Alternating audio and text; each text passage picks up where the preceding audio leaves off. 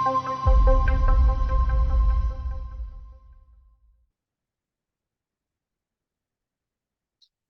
जी, अस्सलाम वालेकुम। Welcome to the UK taxation batch and my name is Mohammad Waqas. मेरा नाम मोहम्मद वकास है। मैं आप लोग के यूके टैक्सेशन कोर्स के लिए ट्रेनर हूँ। फ्रेंडली आप लोग अपना माइक एंड म्यूट कर दें। अच्छा। आई होप काफ़ी सारे स्टूडेंट्स जो होंगे वो पिछले हमारे लेक्चर्स में होंगे, जो हमने एक डेमो क्लास हमने ली थी जिसमें हमने एक कोर्स की आउटलाइन वगैरह पढ़ी थी, सारा कुछ हमने डिस्कस किया था। तो चूंकि आज भी काफी हमारे न्यू एंट्रेंट्स आए हैं बीच में, तो उसके लिए मैं आप लोग को थोड़ा सा दोबारा से उसके बारे में गाइड कर दूंगा। फर्स्ट ऑफ ऑल मैं आप लोग को अपना इंट्रोडक्शन दे दूं।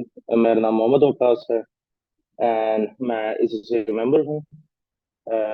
देन उसके अलावा जहाँ तक बात की जाए प्रैक्टिकल एक्सपीरियंस की, मैं पाकिस्तानी ऑडिट फर्म से भी वाबस्ता रहा हूँ इनिशियली, बट मेरा majority like past 7 to 7.5 year मैं यूके टैक्सेशन से वाबस्ता हूँ। और मेरे फुल टाइम जॉब भी यही है, और एक हमारा एक कंसल्टेंसी का अपना एक निज़ाम चल रहा है, वो भी हम ऑफर करते हैं। तो जी, हम इंशाल्लाह देखेंगे यूके के बारे में कि यूके के जो जो टैक्सेशन है। ऑब्वियसली हमारे ऑनगोइंग बैचेस ये चल रहे हैं डिफरेंट कंट्रीज के टैक्सेशन के बारे में। जहाँ तक बात की जाए यूके टैक्सेशन की, तो इसमें हम मेनली जो जो चीज़ें कवर करेंगे वो मैं आपके साथ दोबारा एक बार शेयर कर लेता हूँ। एक रफ आउटलाइन एक आप लोग को मैं बता देता हूँ। बट हमारे क्लास का मेन जो मोटिव रहता है, जो जो चीज़ें हमने कवर करनी होती है, एक चीज़ होती है बुकिश नॉलेज के रिलेटेड कि भाई बुकिश नॉलेज अगर आप टैक्स पढ़ने बैठ जाएं तो वो बहुत वास्ट एक फील्ड हो जाती है। लेकिन मैं अपने पर्सनल एक्सपीरियंस के बेस पे मैं जिन चीज़ों को कवर करूंगा वो डिपेंड करती हैं कि जो चीज़ें प्रैक्टिकली आपको ज़्यादातर देखने को मिलती हैं। अब प्रैक्टिकली जारी बात है, मैं काफ़ी पिछले 7 8 साल से मैं इसी फील्ड से वाबस्ता हूँ।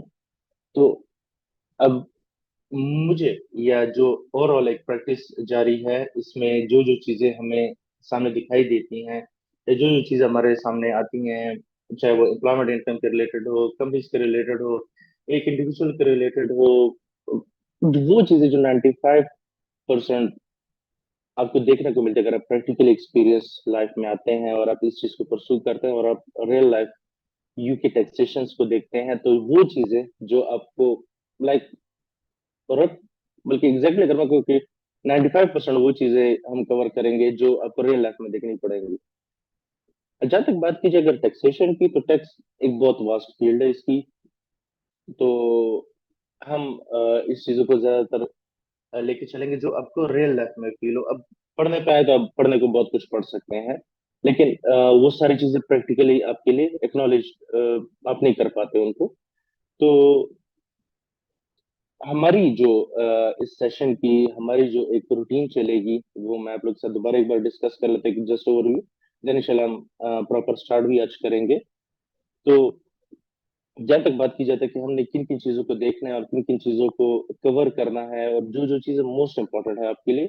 अब जहाँ तक बात की जाए यूके टैक्सेशन की, वहाँ पे भी लोग हमारी तरह ही लोग हैं, वो भी हमारी तरह काम करते हैं, कोई जॉब कर रहा होता है, कोई किसी का अपना छोटा मोटा बिजनेस होता है, या किसी ने कोई पार्टनरशिप की होती है किसी के साथ, वो चला रहा होता है, या किसी ने कोई अपनी कंपनी बनाई होती है।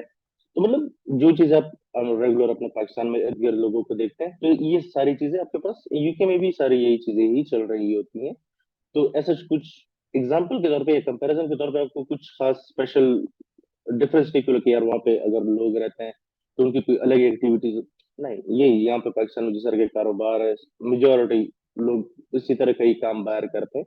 लेकिन अब यूके में उसके टैक्स इम्प्लीकेशन क्या है, क्या क्या उसके लॉज है, क्या क्या रूल्स एंड रेगुलेशंस हैं, उन चीजों को आपने किस तरह करना है, आप पे क्या क्या चीजें लाजिम है कि आपने किन किन चीजों को सबमिट करना है, गवर्नमेंट को शो करना है, अपने टैक्स रिटर्न में शो करना है, वो सारी चीजें हम कवर करेंगे। भाई अगर एक इंडिविजुअल है तो उसकी अगर कितनी सोर्स ऑफ इनकम्स है, उसमें कौन कौन सी इनकम उसकी टैक्सेबल होती है, कैसे टैक्सेबल होती है, हमने उसको एचएमआरसी को प्रेजेंट कैसे करना होता है, और हमने वो एचएमआरसी को सबमिट कैसे। एचएमआरसी जो है वो, जो सर पाकिस्तान में अगर मैं आपसे कहूँ, एफबीआर हमारा एक इदारा है जो आपके टैक्सेशन की सारे मसले, जितने भी क्यूरीज है उसको डील करता है, वो रिस्पॉन्सिबल होता है। और आपने अपने टैक्स के जितने भी गोशवारे और ये सारी चीजें होती हैं, वो अपने एफबीआर के पास सबमिट करनी होती है। सेम इसी तरह ही अगर आप इंग्लैंड की बात करें, यूके की बात करें, तो यूके में जो इदारा है जो टैक्स के लिए असाइन है और जो टैक्स के मामला देखता है, और अपने अपनी रिटर्न्स उधर सबमिट करनी होती हैं,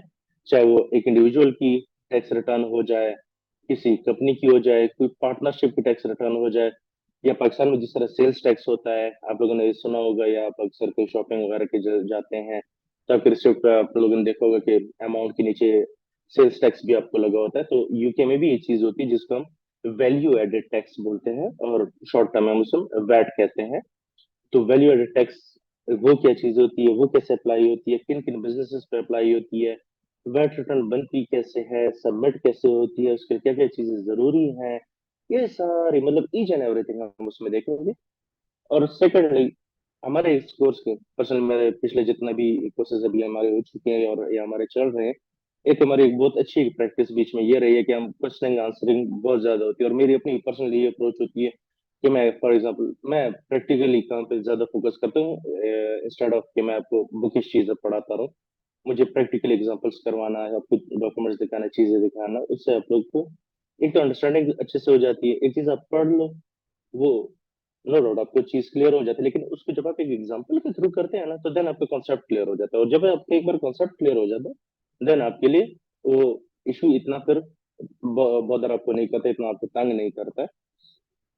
तो क्वेश्चन आंसर के मैं बहुत बड़ा शदाई हूँ, अगर आप एक दूसरे अल्फाज में कहना चाहें। मैं क्वेश्चन आंसर करता भी बहुत हूँ और पूछता भी बहुत, और मुझसे होती भी बहुत ज्यादा है।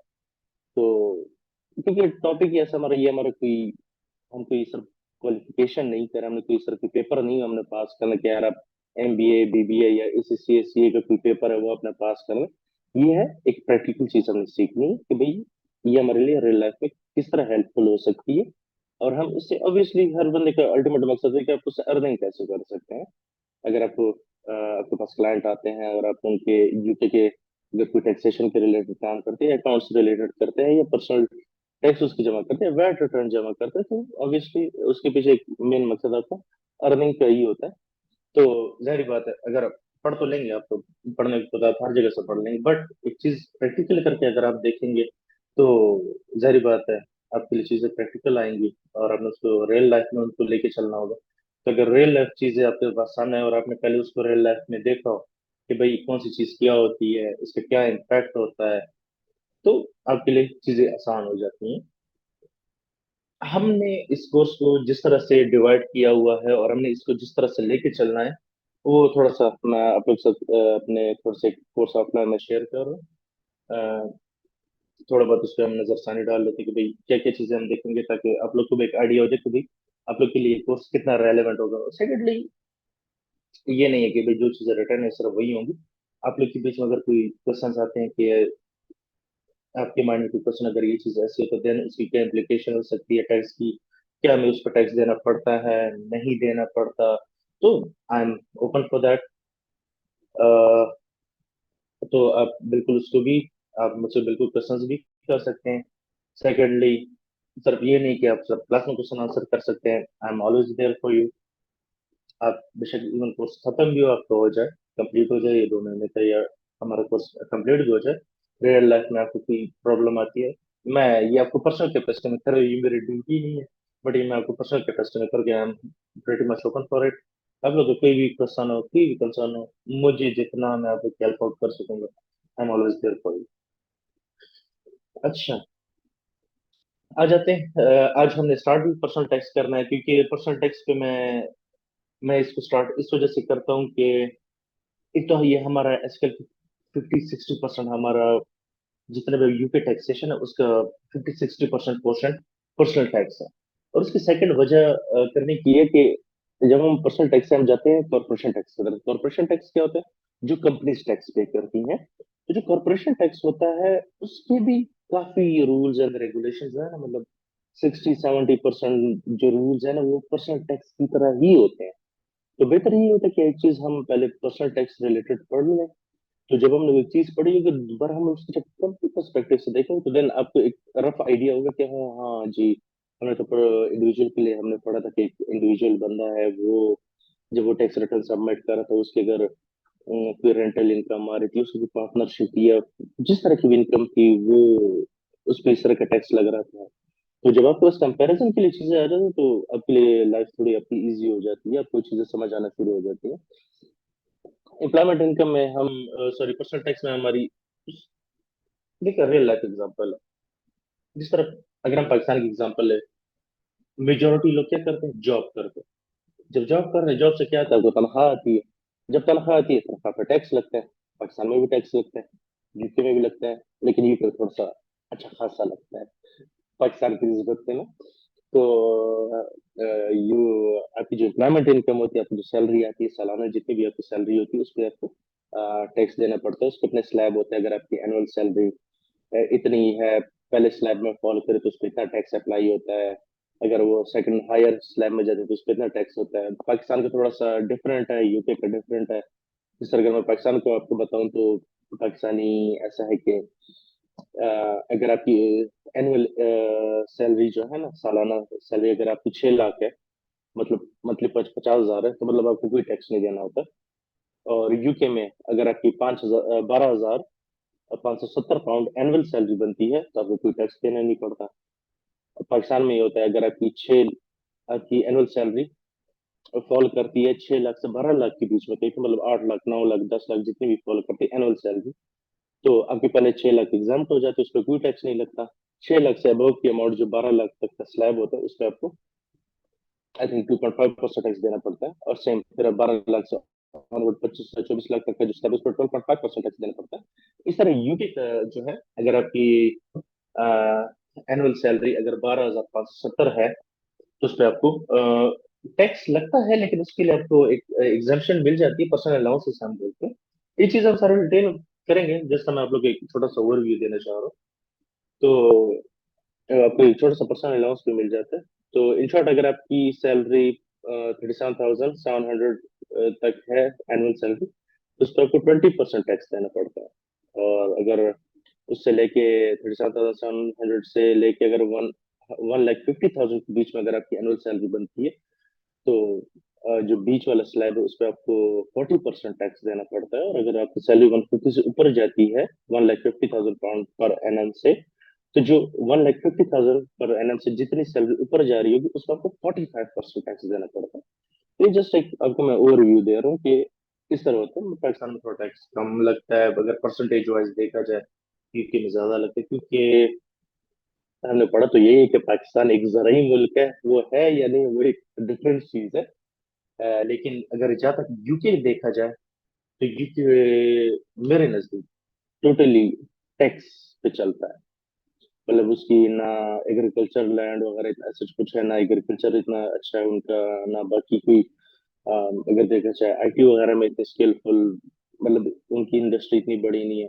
क्योंकि सारे अगर आप देखिए पाकिस्तानी इंडियंस और बांग्लादेशी सारे यही आईटी फील्ड में हैं। तो यूके मेरे मुताबिक चलता ही टैक्सेस पे है। तो जब टैक्सेस पे चलता है तो इनका जो सिस्टम है इंतहाई स्ट्रांग है। मतलब बच के नहीं जा सकते हो। आप छुप जाओगे लेकिन अगर पकड़े गए ना तो बहुत एक तो टैक्स से छुपना या चोरी करना ये क्रिमिनल ऑफेंस कंसिडर किया जाता है। क्रिमिनल मतलब आपने लगा के कोई कत्ल वगैरह किए हुए इस तरह की एक्टिविटी, मतलब आपको अच्छा भला पेनल्टीज तो आप सोच नहीं सकते, आपको अच्छी खासी पेनल्टीज पड़ती हैं फिर। और जेल वगैरह भी आपको होती है। तो इन शॉर्ट कहने का मकसद ये है कि लोग एक नहीं 10 बार सोचते हैं टैक्स चुराने से वहां पर, क्योंकि उनका सिस्टम बहुत स्ट्रांग है।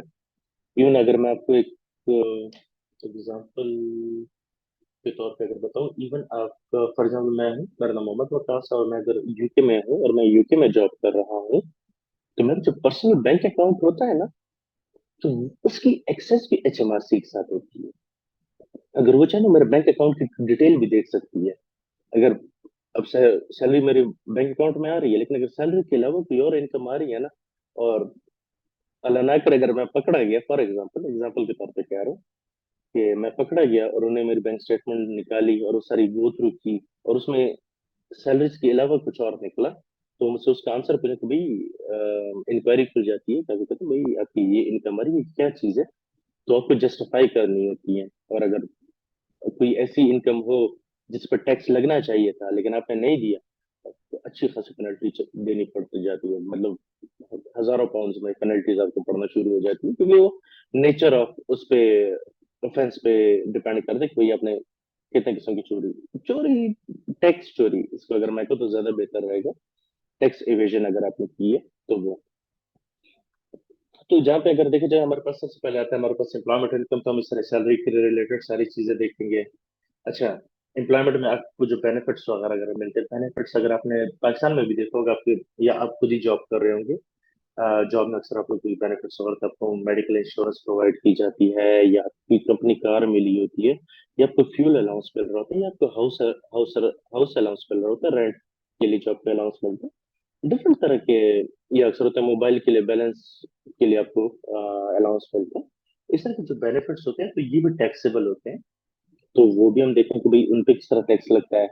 उसके बाद हमारे पास है रेंटल प्रॉपर्टीज। अगर आप एक इंडिविजुअल हैं, मतलब आप कंपनी नहीं, आप एक इंडिविजुअल और आपने कोई प्रॉपर्टी खरीदी हुई और आपने किराए पे दी हुई है, तो उससे जो रेंटल इनकम आपके पास आ रही होती है, तो वो टैक्स के लिए किस तरह एप्लीकेबल होती है, तो रेंटल प्रॉपर्टीज भी हम देख लेंगे। फिर सेल्फ एम्प्लॉयमेंट में हमारे पास्ट क्या चीज आ जाती है। सेल्फ एम्प्लॉयमेंट, अगर एक बंदा है और वो छोटा मोटा अपना कारोबार चला रहा है, कोई छोटी मोटी दुकान उसने खोली है, या कोई उसने सैलून खोला है, या कोई छोटा मोटा कैफे या रेस्टोरेंट खोला हुआ है, लेकिन एज ए कंपनी नहीं, एज ए इंडिविजुअल, उसके उस पे कैसे टैक्स लगता है। पार्टनरशिप, अगर आपने सर्च की तो पार्टनरशिप कैसे बनती है, उसका टैक्स कैसे कैलकुलेट किया जाता है, कितना टैक्स उस पे लगता है, ये चीजें देखेंगे। अच्छा, अगर आपको बिजनेस में लॉस हुआ है तो उस लॉस की क्या ट्रीटमेंट होती है, क्या आपको कोई बेनिफिट मिल सकता है टैक्स के मद में या नहीं मिलता, ये चीजें देखेंगे। पेंशन कंट्रीब्यूशन वगैरह आपकी एम्प्लॉयमेंट से कटती रहती है, तो पेंशन कंट्रीब्यूशन वगैरह अगर आप करते हैं किसी रजिस्टर्ड पेंशन फंड के पास, इस तरह अगर पाकिस्तान में आपने देखो ईओबीआई है, या अक्सर बैंक जो होते हैं ना वो भी इस तरह की फैसिलिटीज प्रोवाइड करते हैं। तो सेम यूके में भी इस तरह की ये चीज होती है। तो वो कैसे होता है, आपकी सैलरी पे नेशनल इंश्योरेंस टैक्स आपसे कटता है यूके में, तो वो कैसे कैलकुलेट होता है, उसकी क्या क्या कंडीशंस है, टर्म्स है, लॉ एंड रेगुलेशन उसकी क्या है, ये सारी चीजें हम देखेंगे। उसके बाद कैपिटल गेन टैक्स आ गया, अगर आपने कोई एसेट अपने बिजनेस से कोई बेच दिया है, जैसे होता है ना, जैसे मैं एक छोटा मोटा बिजनेस चला रहा हूँ, मेरे बिजनेस की अपनी कोई गाड़ी है या मेरा कोई मशीन है, कोई इक्विपमेंट है, वो मैंने बेच दिया और उसका मुझे प्रॉफिट हो गया। प्रॉफिट इन सेंस कि मैंने लिया लेट्स से 1 लाख का था, मैंने बेच दिया 1 लाख 20 पाउंड, 1 लाख 20 हजार का। तो 20 हजार का जो मुझे प्रॉफिट हुआ ना, वो भी टैक्सेबल होता है। यूपी में हर एक चीज टैक्सेबल होती है, आप लोग हैरान रह जाएंगे। तो कैपिटल गेन टैक्स के बारे में हम देखो भी, कैपिटल टैक्स क्या होता है, अ, उस पे अगर कोई रिलीफ वगैरह मिलता है तो वो क्या होता है। अगर ओवरसीज एक्सपेक्ट पे हम उसके देखें, अगर आप यूके के रेजिडेंट हैं और आप यूके से बाहर आके कोई एसेट्स पड़े हैं वो बेचते हैं, तो फिर क्या सीन होता है। फिर उसके बाद हम, मतलब एक इंडिविजुअल के परस्पेक्टिव से हम ये फिलहाल ये सारी चीजें देख रहे हैं, और एक इंडिविजुअल की जितने भी सोर्सेज ऑफ इनकम होंगे, उन सब सोर्सेज ऑफ इनकम को हम मिला के सारी कैलकुलेट करेंगे। हम मैनुअली भी अपने साथ एक एक्सेल शीट पे भी करेंगे, उसको हम एक सॉफ्टवेयर पे भी करके दिखाएंगे कि जिससे टैक्स रिटर्न सबमिट होती है। तो हम उधर भी देखें कि भाई हमने जिस तरह अपने साथ एक कैलकुलेशन किया, क्या सॉफ्टवेयर जो कि HMRC की तरफ से यूके के ऑथराइज सॉफ्टवेयर होते हैं, कि जिससे आप टैक्स रिटर्न कैलकुलेट करके सबमिट करते हो, हम उसके साथ भी कंपैरिजन करेंगे। एक सॉफ्टवेयर में भी हम ये सारी चीजें परफॉर्म करेंगे। हम देखेंगे भाई हम जो पढ़ रहे हैं, हमारी जो नॉलेज है, क्या हम सही कर भी रहे हैं या नहीं, हम खुद से लगेंगे। बट डोंट वरी, हम सही करेंगे। तो इंशाल्लाह वो चीज भी हम देखेंगे। और थोड़ा फिर हम इनकम स्टेटमेंट के एडमिनिस्ट्रेटिव एक्सपेक्ट की तरफ भी आएंगे भाई। एक टैक्स रिटर्न कौन सा बंदा जमा कराएगा, उसके लिए क्या क्या चीजें चाहिए होती हैं, वो टैक्स के लिए रजिस्टर्ड कैसे होता है, तो ये सारी चीजें हम देखेंगे। तो इंशाल्लाह इन टच रहिएगा। बहुत एक मजे का क्या कहते हैं ना, बड़ा ही कोऑपरेटिव टाइप हमारा सेशन चलते रहते हैं। बड़ी थोड़ी बहुत गपशप भी हमारी चलती रहती है, लेकिन इन्वॉल्वमेंट स्टूडेंट्स की हमारी बड़ी रहती है, और बड़ा फन फैक्टर काफी होता है बीच में। तो बिस्मिल्लाह करते हैं आज के टॉपिक से। मैं आप लोग के साथ थोड़े से अपने शेयर करता हूँ कि भाई। अच्छा जी। हम फर्स्ट ऑफ ऑल पहले स्टार्ट करें कि भाई एम्प्लॉयमेंट इनकम वगैरह तो हम स्टार्ट करेंगे, लेकिन उससे पहले हम ये चीज देखेंगे कि टैक्स देता कौन है, उसके लिए क्या कंडीशंस हैं। अब देखिए, आपने आपके अपने फैमिली मेंबर भी काफी ऐसे होंगे जो कि यूके गए होंगे, लेकिन वो मतलब वहाँ के सिटीजन नहीं होते हैं, तो वो वहाँ जॉब करते हैं, तो क्या उनको टैक्स देना पड़ता है नहीं देना पड़ता। तो हम थोड़े से रूल्स रेगुलेशन देख लेते हैं पहले कि भाई कौन कौन सा बंदा यूके में टैक्स के लिए एलिजिबल है और किस किस ने टैक्स पे करना होता है। अच्छा जी। अब इनकम टैक्स ऑब्वियसली हर एक इंडिविजुअल पे करता है। अब उसके टैक्सेबल इनकम पे, अब टैक्सेबल इनकम कौन सी होती है? वो वाली इनकम जो HMRC ने आपको एक गाइडलाइन दी हुई है कि भाई आपकी ये इनकम जो है ना, वो टैक्सेबल है, और ये इनकम आपकी एग्जाम्प्ट होती है। हम इंशाल्लाह सारी चीजें देखेंगे।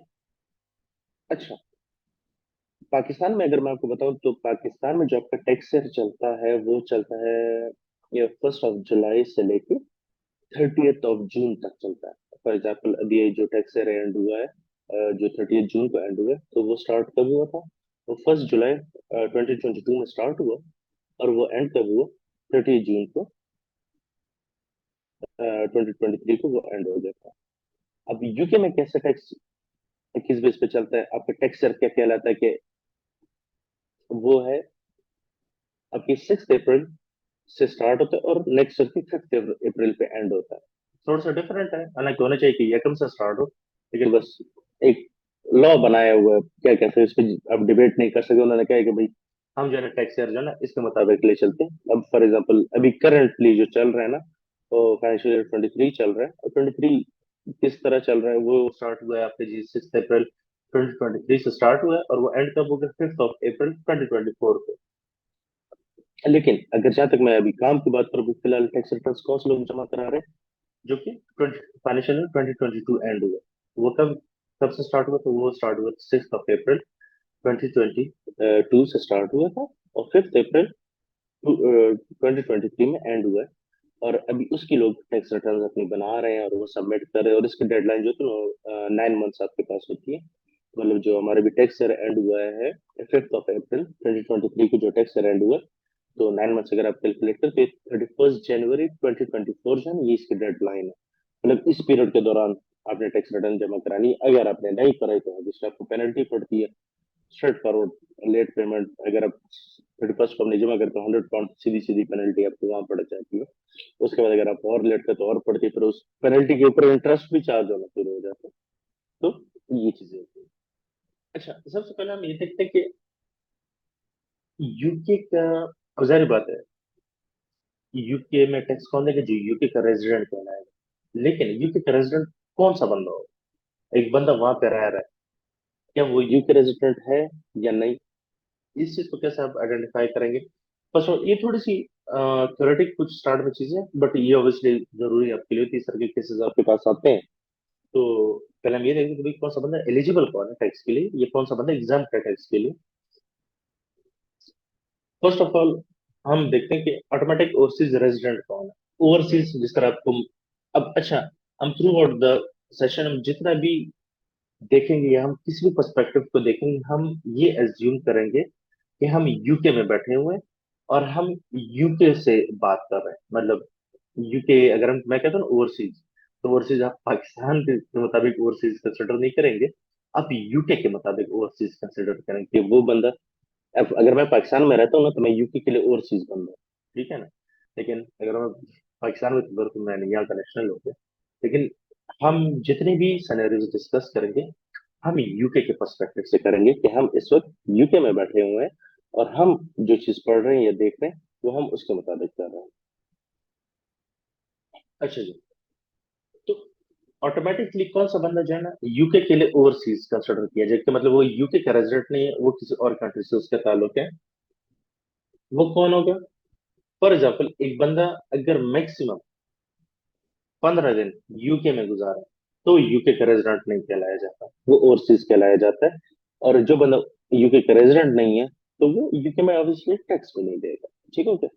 अगर फॉर एग्जाम्पल, अगर आप एग्जाम्पल लेकर वो 15 दिन के लिए यूके में है और उसने कुछ छोटी मोटी दिहाड़ी लगे 100-200 पाउंड कमाए, तो वो यूके के टैक्स के लिए एलिजिबल नहीं, क्योंकि वो यूके का रेजिडेंट ही नहीं है। क्योंकि जो HMRC ने हमें, अच्छा by the H M R C से बनता है his majesty revenue and custom, जो सर पाकिस्तान का बनता है ना, FBR, federal revenue bureau of revenue, FBR। इस तरह यूके का जो HMRC, जो हमारे पास जो टैक्स के सारे एलिमेंट्स को देखता है, उसकी एब्रिविएशन बनती है हिज मेजेस्टी। मतलब ये चूंकि वहां पे अभी भी वो बादशाहत वाले निजाम चलता है, तो वो जो उनका किंग है, पहले तो चूंकि क्वीन थी तो पहले ये हर मेजेस्टी कहलाया जाता था, HM से हर मेजेस्टी बनता था, लेकिन चूंकि अभी क्वीन क्वीन की डेथ हो गई है, तो उसका जो किंग बना है, तो उसको हिज मेजेस्टी के नेम से एक किस्म के उसको ऑनर किया जाता है कि his majesty revenue and custom के नेम से इसको कहा जाता है।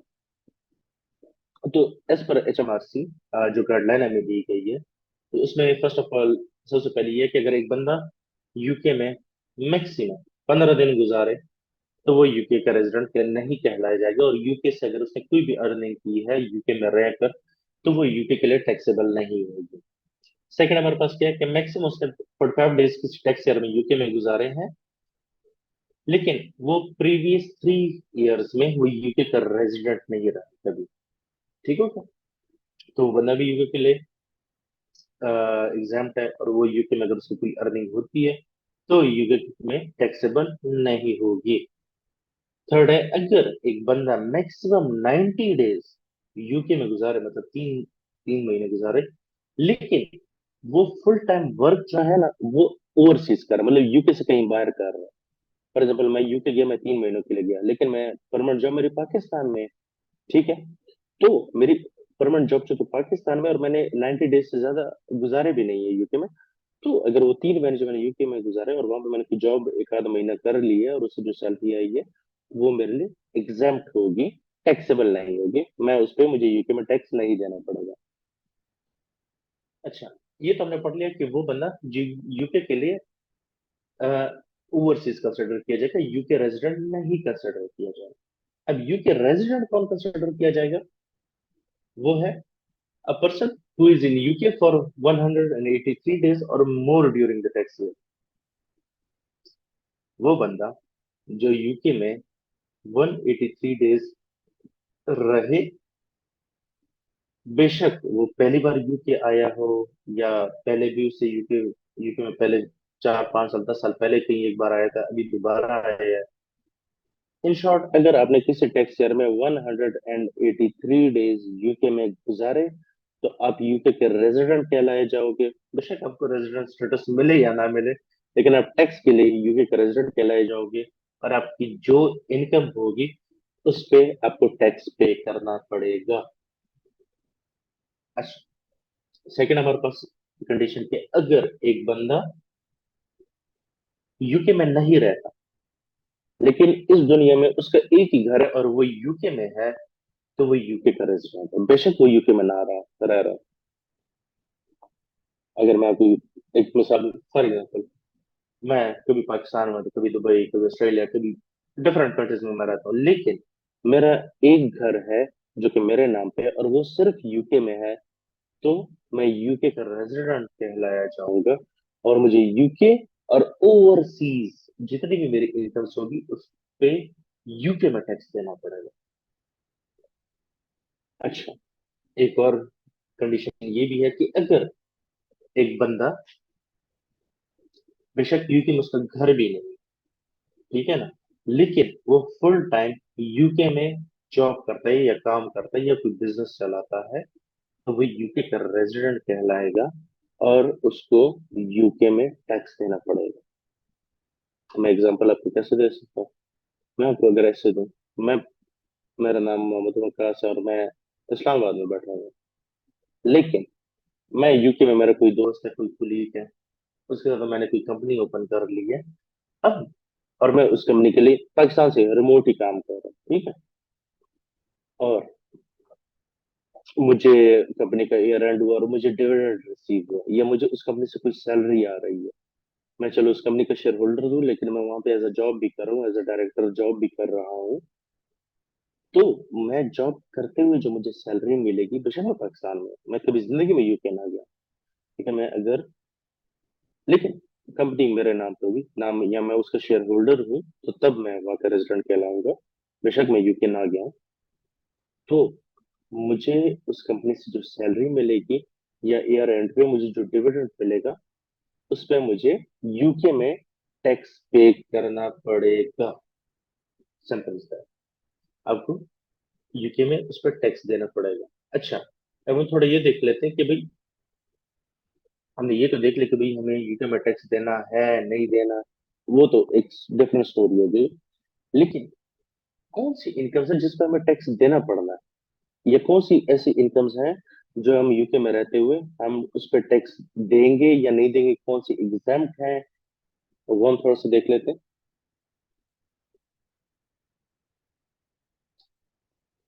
Interest from national saving investment certificate, अगर इसकी मैं एग्जांपल आपको पाकिस्तान में दे दूं, जैसे प्राइस बॉन्ड नहीं होते पाकिस्तान में, इस तरह के यूके के बैंक्स के भी सर्टिफिकेट्स मिलते हैं।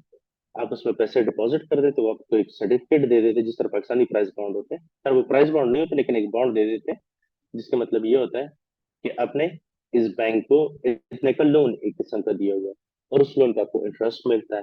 तो वो इंटरेस्ट इनकम जो है ना, वो आपके लिए एग्जाम्पल होती है, उससे आपको जितनी भी इनकम आएगी उस पर आपको टैक्स नहीं देना पड़ेगा। सेकंड क्या चीज है? गेमिंग विनिंग, बैटिंग, लॉटरी, या प्रीमियम बॉन्ड्स विनिंग। अब चूंकि हम पाकिस्तान में गैम्बलिंग जो है ना वो हराम है, लेकिन क्या इलीगल है। हम हमारा अपना एक perspective Islamic point of view से, और हमारे लेजिस्लेशन में भी ये चीज है कि आप गैम्बलिंग, ये जुआ पाकिस्तान में नहीं खेल सकते, हराम है और इलीगल है। बट यूके में ये चीज, चूंकि वहाँ पे हराम वाला पैसा कॉन्सेप्ट नहीं है, तो अगर आपने जुए में कोई पैसे जीते हैं, गैम्बलिंग में जीते हैं, या आपने कोई गेमिंग में, कोई स्पोर्ट्स इवेंट में आपने कोई पोजीशन विन की, और उसमें अगर आपको कोई प्राइज मिला है, वो है तो इनको महीना किस्म का कोई नाम मिला, आपको पैसे मिले हैं, या आपको अगर लॉटरी में कोई लॉटरी निकले, या कोई प्राइज बॉन्ड वाला आप जीते हैं उसके पैसे मिले हैं, तो वो ये चीजें आपके लिए एग्जाम्प्ट है। एग्जाम्प्ट का मतलब है कि इस इनकम पे आपको यूके में टैक्स नहीं देना पड़ेगा। अच्छा, scholarship paid to taxpayer is exempt, while scholarship paid to taxpayer family member is taxable।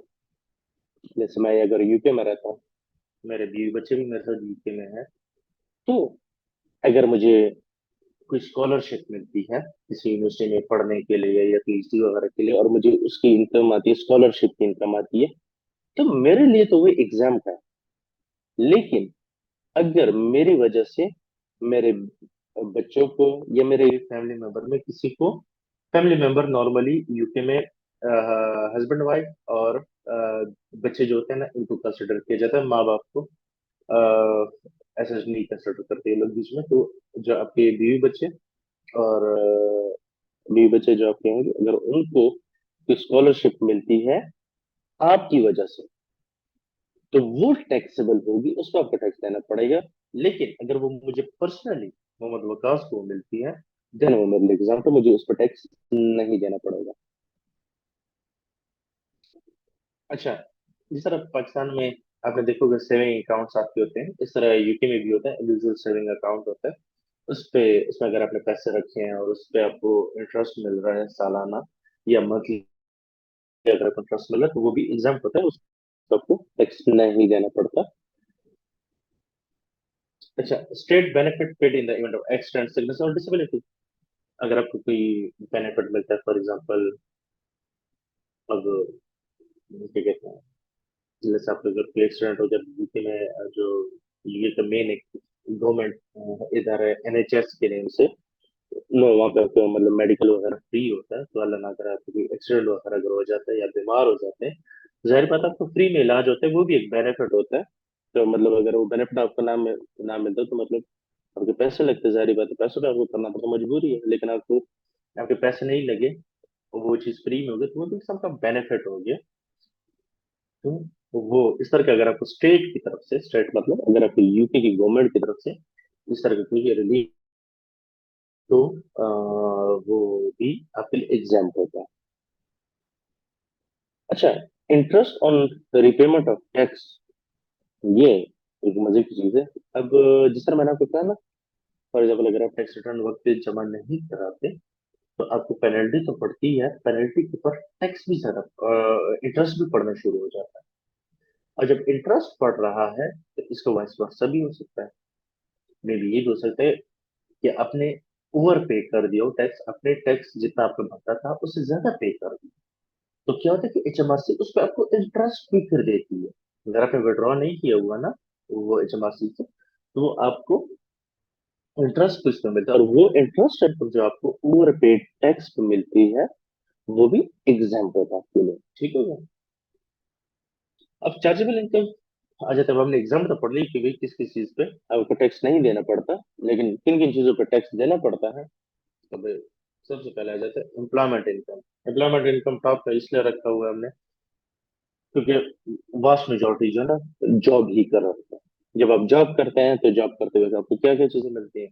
एक तो जाहिर बात है सैलरी मिलती है। सैलरी के अलावा आपको अक्सर होते हैं बोनसेस वगैरह मिल जाते हैं, क्वार्टरली या 6 मंथली या ईयरली आपको बोनस मिल जाता है। ये आपको बेनिफिट्स दिए जाते हैं। बेनिफिट्स जिस तरह मैंने पहले भी जिक्र किया, बेनिफिट्स में हमारे पास क्या क्या चीजें नॉर्मली जो आम रूटीन में भी आपने देखा होगा, तो भाई गाड़ी के लिए पेट्रोल मिल रहा है, या आपको गाड़ी मिली हुई है, या आपको मेडिकल इंश्योरेंस मिली हुई है, या मोबाइल आपको दिया गया, या मोबाइल के बैलेंस के लिए आपको अलाउंस दिया गया, आपको घर रहने को दिया हुआ है। तो इस तरह की जो चीजें होती है ये भी बेनिफिट कंसिडर किए जाते हैं, और ये भी टैक्सेबल होते हैं। अब फॉर एग्जाम्पल अगर हम एग्जाम्पल ले, अब आप कहेंगे कि भाई इस पर टैक्स कैसे लग सकता है, क्योंकि वो तो कंपनी वाले ने आपको दिए। अब फॉर एग्जाम्पल अगर मैं कहता हूँ कि मुझे 100 लीटर जो है ना पेट्रोल कंपनी की तरफ से फ्री मिलता है, ठीक। अब इस पर टैक्स कैसे लगेगा? अगर मैं कंपनी मुझे वो पेट्रोल ना दे तो जाहिर है तो पेट्रोल मुझे अपनी जेब से लगाना पड़ता। तो अगर आप उसको कैश में कन्वर्ट करें, 100 लीटर पेट्रोल को अगर कैश में ले जाए तो जाहिर बात है वो आपको एक्स्ट्रा एक साल की बेनिफिट मिल रही है, एक्स्ट्रा आपको एक इनकम ही मिल रही है ना। वो पैसे आपकी जेब से नहीं खर्च हो रहे, वो कंपनी आपको दे रही है। तो वो पार्ट ऑफ आपकी सैलरी उसको कंसिडर किया जाता है। और जब उसको पार्ट ऑफ सैलरी कंसिडर किया जाता है तो उसका टैक्स भी लगता है। अच्छा, सेकंड नंबर पे प्रॉपर्टी इनकम। प्रॉपर्टी इनकम जिस तरह भी हमने वो आउटलाइन में हम कोर्स के देख रहे थे उसमें भी हमने थोड़ा सा उसको डिस्कस किया कि फॉर एग्जांपल मैं एक इंडिविजुअल हूँ, मैं यूके में रहता हूँ, या मेरे यूके में कोई प्रॉपर्टी है और वो मैंने किराए पे दी हुई है। किराए पे दी हुई समय महीने का रेंट आता है, तो वो रेंट जो आता है वो भी टैक्सेबल होता है। टैक्सेबल कैसे होता है? आपके यहाँ जो टैक्स एयर है, फॉर एग्जाम्पल अगर हम अभी जो टैक्स टैक्स एयर गुजरे उसकी अगर हम बात करें कि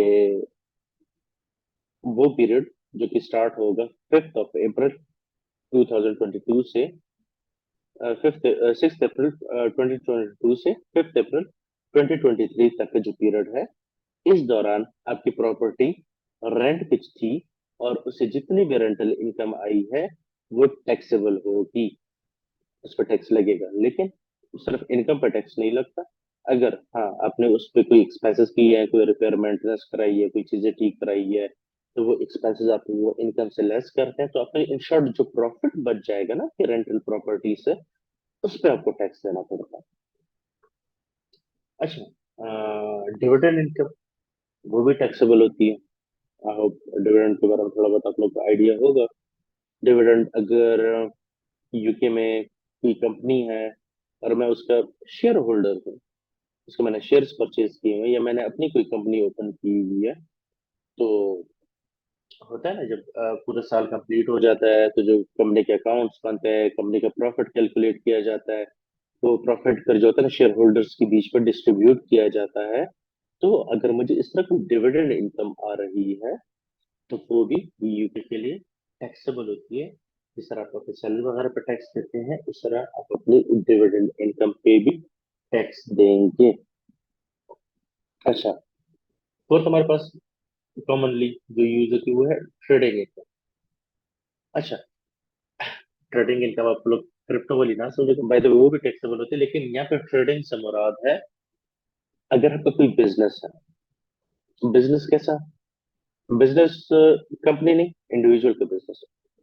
हम अगर एग्जाम्पल, आपने कोई छोटी मोटी अपनी दुकान खोली हुई है, मोबाइल रिपेयरिंग की कोई शॉप खोली हुई है, आप मोबाइल बेचते हैं उसकी शॉप खोली हुई है, या आपने कोई छोटा मोटा ढाबा खोला हुआ है, कोई छोटा मोटा कैफे या रेस्टोरेंट खोला हुआ है, या जैसे आप लोग माशाल्लाह सारे प्रोफेशनल, आप लोगों ने कोई टैक्स एडवाइजरी स्टार्ट की हुई है, उससे अगर आप कोई इनकम जनरेट कर रहे हैं, आप कोई चीज बेच रहे हैं, घर में बना के बेच रहे हैं, या कोई छोटा मोटा वेयर हाउस है, इन शॉर्ट कोई भी बिजनेस जो कि कंपनी रजिस्टर्ड नहीं है, ठीक हो गया। उसके अलावा कोई भी आप बिजनेस कर रहे हैं जिससे आपको इनकम जनरेट हो रही है, तो आपकी इनकम में से आपके रेलेवेंट एक्सपेंसेस डिडक्ट होके उससे जो प्रॉफिट आपके पास आएगा, उस प्रॉफिट पे आपको यूके में टैक्स देना पड़ता है। उसके बाद आपके पास आती है पेंशन इनकम। अगर आपको रिटायरमेंट के बाद पेंशन रिसीव हो रही है तो वो भी टैक्सेबल होती है। हाल दो पेंशन जो थी वो आपकी सैलरी से ही डिडक्ट होकर वो जमा हो रही थी, फिर वो बाद में आपको हर महीने मिल रही थी। जिस तरह आपने वो आपकी फैमिली में या आपके रिश्तेदारों में लाजमी ऐसे लोग होंगे जो मतलब किसी पोस्ट से रिटायर हुए हैं या किसी सरकारी इदारे से रिटायर हुए हैं और उनको पेंशन मिलती है। इस तरह यूके में भी आपको पेंशन मिलती है और वो पेंशन भी टैक्सेबल होती है। अच्छा, सेविंग इनकम। अगर आपने कोई इस तरह किसी को कोई लोन वगैरह दिया हुआ है, किसी कंपनी को लोन दिया है, किसी इंडिविजुअल को लोन दिया हुआ है और उससे आपको इंटरेस्ट मिल रहा है, तो वो इनकम भी आपकी टैक्सेबल होती है।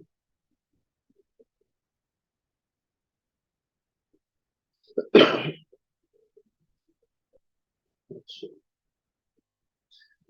थोड़ा सा ऐसे करते हैं कि मैं आपको थोड़ा सा एक एक्सेल शीट पे ले जाता हूँ और आपको एक छोटी सी रफ कैलकुलेशन करके बताता हूँ कि भाई टैक्स रेट्स क्या होते हैं। ये सारी चीजें हम थोड़ा सा देखने के लिए टैक्सेस बनते कैसे ये तो फिलहाल हम एक रफ एग्जांपल से करते हैं, ताकि आप लोग टैक्स रेट्स का आपको इनकम का पता लग जाए कि जो टैक्सेबल इनकम्स है उस पर टैक्सेस लगते कैसे हैं।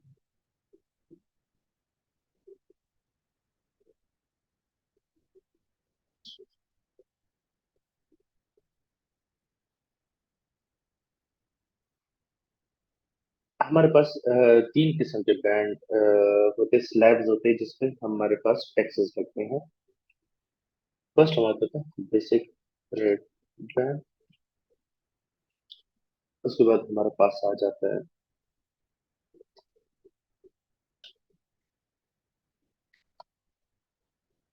और थर्ड हमारे पास आ जाता है एडिशनल बैंड।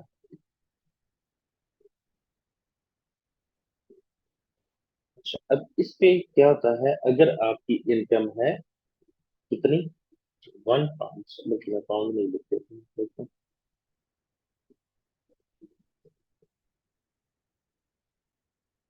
1 पाउंड टू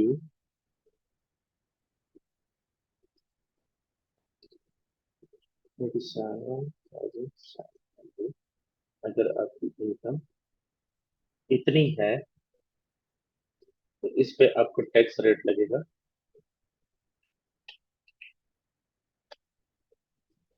कितना लगेगा? अल्लाह आपको भला करे, 20% आपको टैक्स रेट लगेगा। इन शॉर्ट, अगर आपकी सालाना इनकम पूरे साल में पूरे टैक्स ईयर में अगर 1 पाउंड से लेके 37,700 के बीच में कोई अमाउंट है, उस पर आपको टैक्स देना पड़ेगा 20%। सेकंड बैंड हमारे पास क्या जाता है, अगर वो है 37,700 1 पाउंड से टू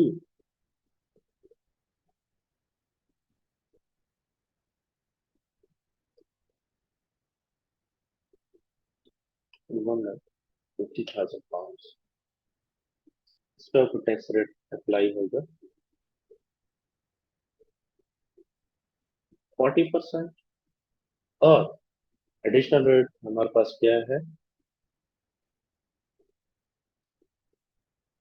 डॉलर में पाउंड की बात करें क्या होगा।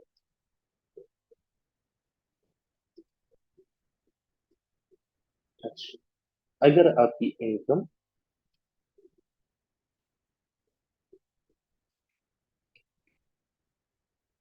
तो इस पे आपको टैक्स लगेगा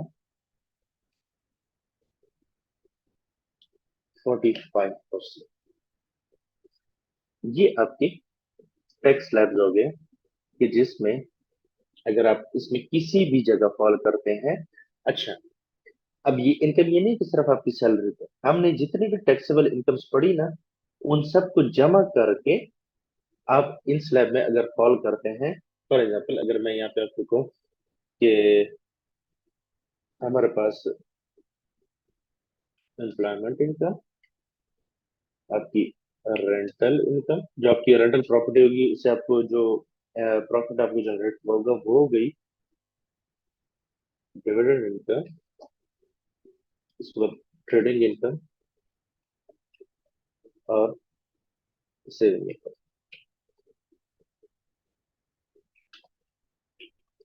इन सब की इनकम्स को आप ऐड करेंगे। फॉर एग्जाम्पल, अगर मैं एक तरफ वो करूँ 15,000 इससे आया, 2,500, या पूरे साल के मैं कहते 3,500 इससे आया हमारे पास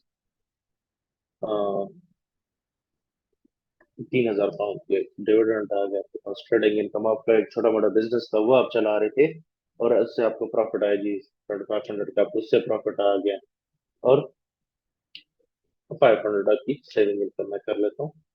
तो अगर मैं इसको रफली कैलकुलेट कर लूँ। अच्छा, अभी कोई हमारे एसोसिएट का स्टूडेंट बीच में कहेगा कि सर डिविडेंड इनकम पे तो डिफरेंट टैक्स रेट लगता है।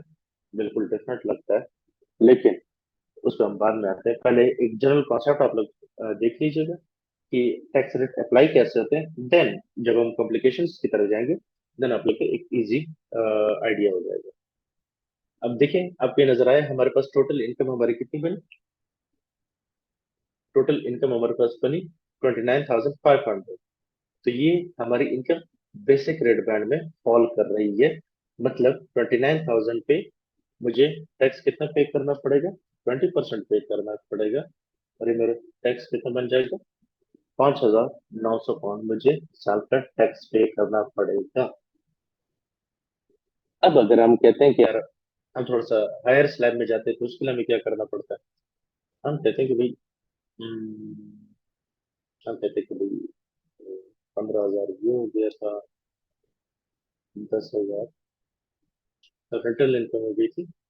अब हमारे पास देखते हैं, हमारे पास इनकम जो है ना 37,700 से एक्सीड कर गई है। मतलब वो हायर रेट बैंड में आ रही है। और हायर रेट बैंड पे कितना टैक्स लगता है, 40% टैक्स लगता है। अब आप लोग कहेंगे कि जनाब इस पे 40% टैक्स रेट लगेगा। अगर 40% टैक्स रेट लगेगा तो आपके मुताबिक होना ये चाहिए था कि 48,000 का तो 20,000 टैक्स देंगे, जो कि बड़ा मुश्किल हो गया। ऐसा नहीं होता, सारी की सारी इनकम पे 40% नहीं लगेगा, आपको स्प्लिट करना होगा इस इनकम के।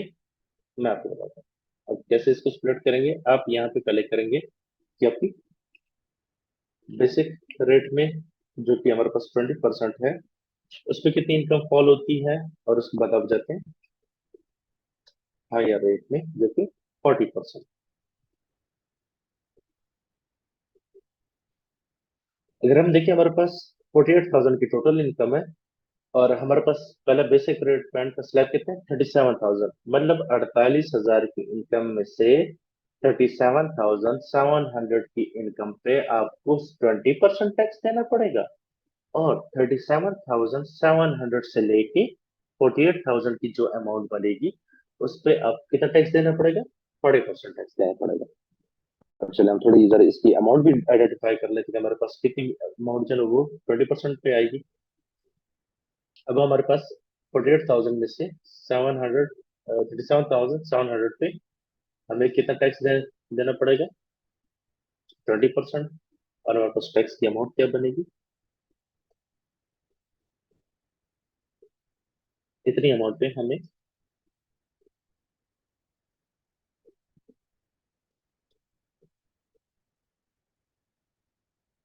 इसमें इतना टैक्स देना पड़ेगा। और रिमेनिंग 48,000 में से हम ये 37,700 को लेस करेंगे, तो जितनी अमाउंट रह जाएगी उस पर हमें कितना टैक्स देना पड़ेगा? 40%।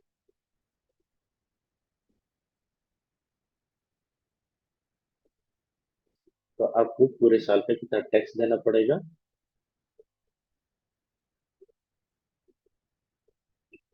तो आपको 11,660 का टैक्स पे करना पड़ेगा। यहाँ तक किसी को कोई कंफ्यूजन हो, कोई क्वेश्चन हो, please raise your hand, I will call your name. आप अपना माइक अनम्यूट करें और आप अपना क्वेश्चन पूछ सकते हैं। यहाँ तक किसी को कोई क्वेश्चन हो, कोई कंसर्न हो, अभी तक जितना भी हमने पढ़ा है राइट नाउ, जितना हमने पढ़ा है उसमें अगर आपको कोई क्वेश्चन है तो आप मुझसे अभी पूछ सकते हैं प्लीज।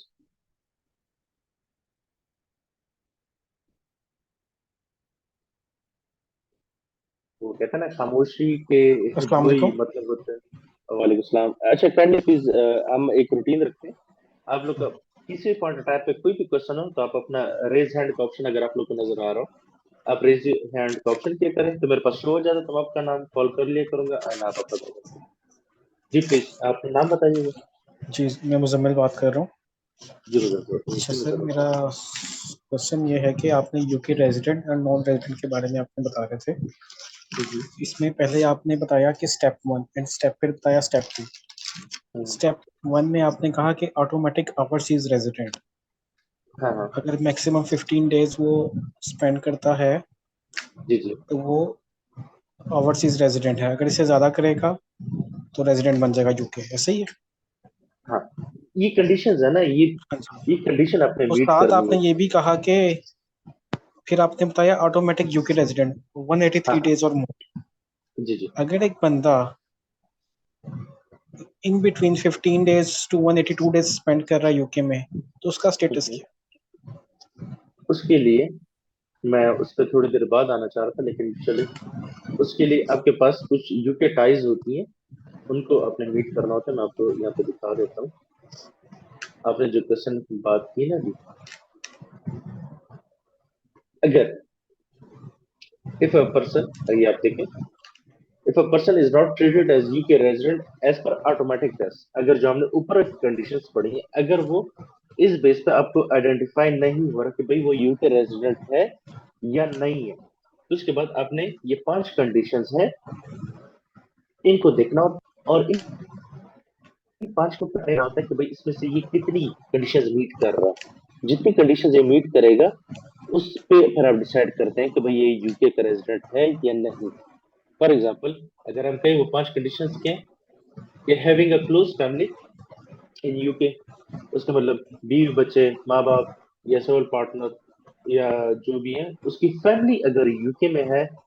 आपने आपका पहली कंडीशन ये अपनी ये देखनी है उसकी क्या यूके फैमिली, उसकी बाकी फैमिली जो यूके में है बेशक वो बाहर रह रहा है। Secondly, having a house in UK which is made during the year,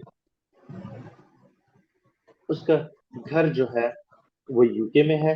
अब हमने ऊपर देखे घर वाली एक हमने कंडीशन पढ़ी भी ना, कि अगर उसका एक ही घर यूके में हो तो यूके का रेजिडेंट कहलाया जाएगा। तो यहाँ पे आपके पास 5 कंडीशंस हैं। सेकंड, थर्ड हमने क्या देखी?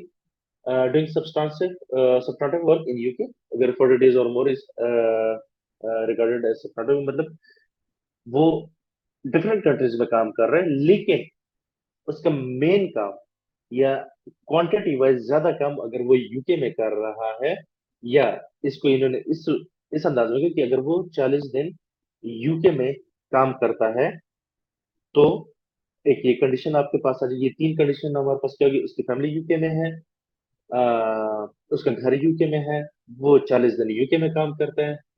थर्ड क्या है? Being in UK for more than 90 days during the either of the two previous tax year, पिछले 2 सालों में वो यूके में 90 डेज से ज्यादा टाइम रहा है। ठीक हो गया? चौथी कंडीशन आपने क्या देखी है? कि वो यूके में पिछले 2 सालों में 90 डेज से मतलब 3 महीने से ज्यादा रहा है, और स्पेंडिंग मेजोरिटी टाइम जो है ना वो यूके में स्पेंड कर रहा है। बेशक वो हर महीने एक नई नई कंट्री में जा रहा है, लेकिन हर कंट्री में सबसे ज्यादा टाइम यूके में अगर गुजारा है तो ये 5 कंडीशंस में फिर आपने देखना होगा। फिर आपने जो बात की ना कि वो समवेयर बिटवीन 15 और 180 डेज अगर वो कोई टाइम स्पेंड करता है तो फिर उसके लिए आपने ये देखना होता है। ये थोड़ा कॉम्प्लेक्स था, इसलिए मैं इसको थोड़ा सा इसको अवॉइड कर रहा था। मैं इसको फिर डिटेल में हम करते हैं कि दो कंडीशंस आपने फिर पांच तो पहले पांच कंडीशंस दी, तो थोड़ा कॉम्प्लेक्स है ये चीज, ठीक है। खैर ये इतना वो नहीं करता, नॉर्मली यूके रेजिडेंट ही होता है आपके पास, अगर काम आता है तो यूके रेजिडेंट ही वो होते हैं और आपने उन्हीं का ही करना होता है। खैर अगर इन केस सिनेरियो आ भी सकते हैं, इट डजंट मीन कि आ नहीं सकता, बट बहुत रेयर होता है। जिस तरह मैंने आपसे कहा ना, 95% केसेस में इस तरह के सिनेरियो आपके पास नहीं। अच्छा, आपने फिर क्या देखना कि भाई वो पिछले 3 साल में यूके का टैक्स पेयर यूके रेजिडेंट था या नहीं था, ठीक है। आपने अपने पास जिस तरह ये कॉलम हमने बनाया इस तरह बना ले। अब देखो, जिस तरह आपने के, अगर हम वो कह रहे हैं उसने 15 दिन तक उसने यूके में टाइम गुजारा है, तो फर्स्ट ऑफ ऑल वो तो ऑटोमेटिकली नॉन यूके रेजिडेंट वाले हमारी इस कंडीशन को ही मीट कर रहे हैं जो हमने ये पढ़ी ऊपर पढ़ी थी, ठीक हो गया। हमारी इस कंडीशन को ही वो मीट कर रहा है कि वो ऑटोमेटिकली नॉन यूके रेजिडेंट हो गया। अगर वो 16 से लेकर 45 डेज तक यूके में स्टे कर रहा है, ठीक हो गया। तो अगर तो वो पिछले 3 सालों में यूके का रेजिडेंट नहीं रहा, तो वो ऑटोमेटिकली नॉन रेजिडेंट कहलाया जाएगा। लेकिन अगर वो पिछले 3 सालों में, अगर वो पिछले 3 साल यूके का टैक्स रेजिडेंट कहलाया गया है, तो ये जो हमने पांच कंडीशंस पढ़ी पर इसमें से एटलीस्ट 4 कंडीशंस उसको मीट करनी होंगी।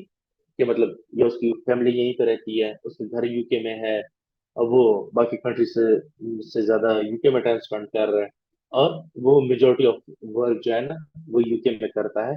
तो अगर वो ये पांच में से चार कंडीशन मीट करता है, तो वो यूके का रेजिडेंट कहलाएगा, फिर ठीक हो गया। अच्छा, अब अगर आप कहते हैं कि वो 46 से लेके 90 डेज के दौरान वो यूके में रहा है इस टैक्स ईयर में, तो आपने क्या देखना होगा कि भाई क्या वो पिछले 3 साल में यूके का रेजिडेंट था या नहीं। अगर तो नहीं था, तो ऊपर ही पांच में से चार कंडीशन मीट करनी होंगी। और अगर वो पिछले 3 सालों में यूके का रेजिडेंट रहा है, तो पांच में से कम तीन कंडीशन उसको मीट करनी पड़ेगी।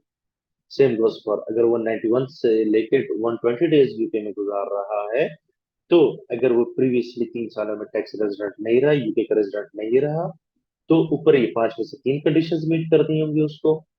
और अगर वो पिछले 3 साल यूके का रेजिडेंट रहा है, तो पांच में से कोई भी दो कंडीशंस वो मीट करेगा तो वो यूके का रेजिडेंट कहलाएगा।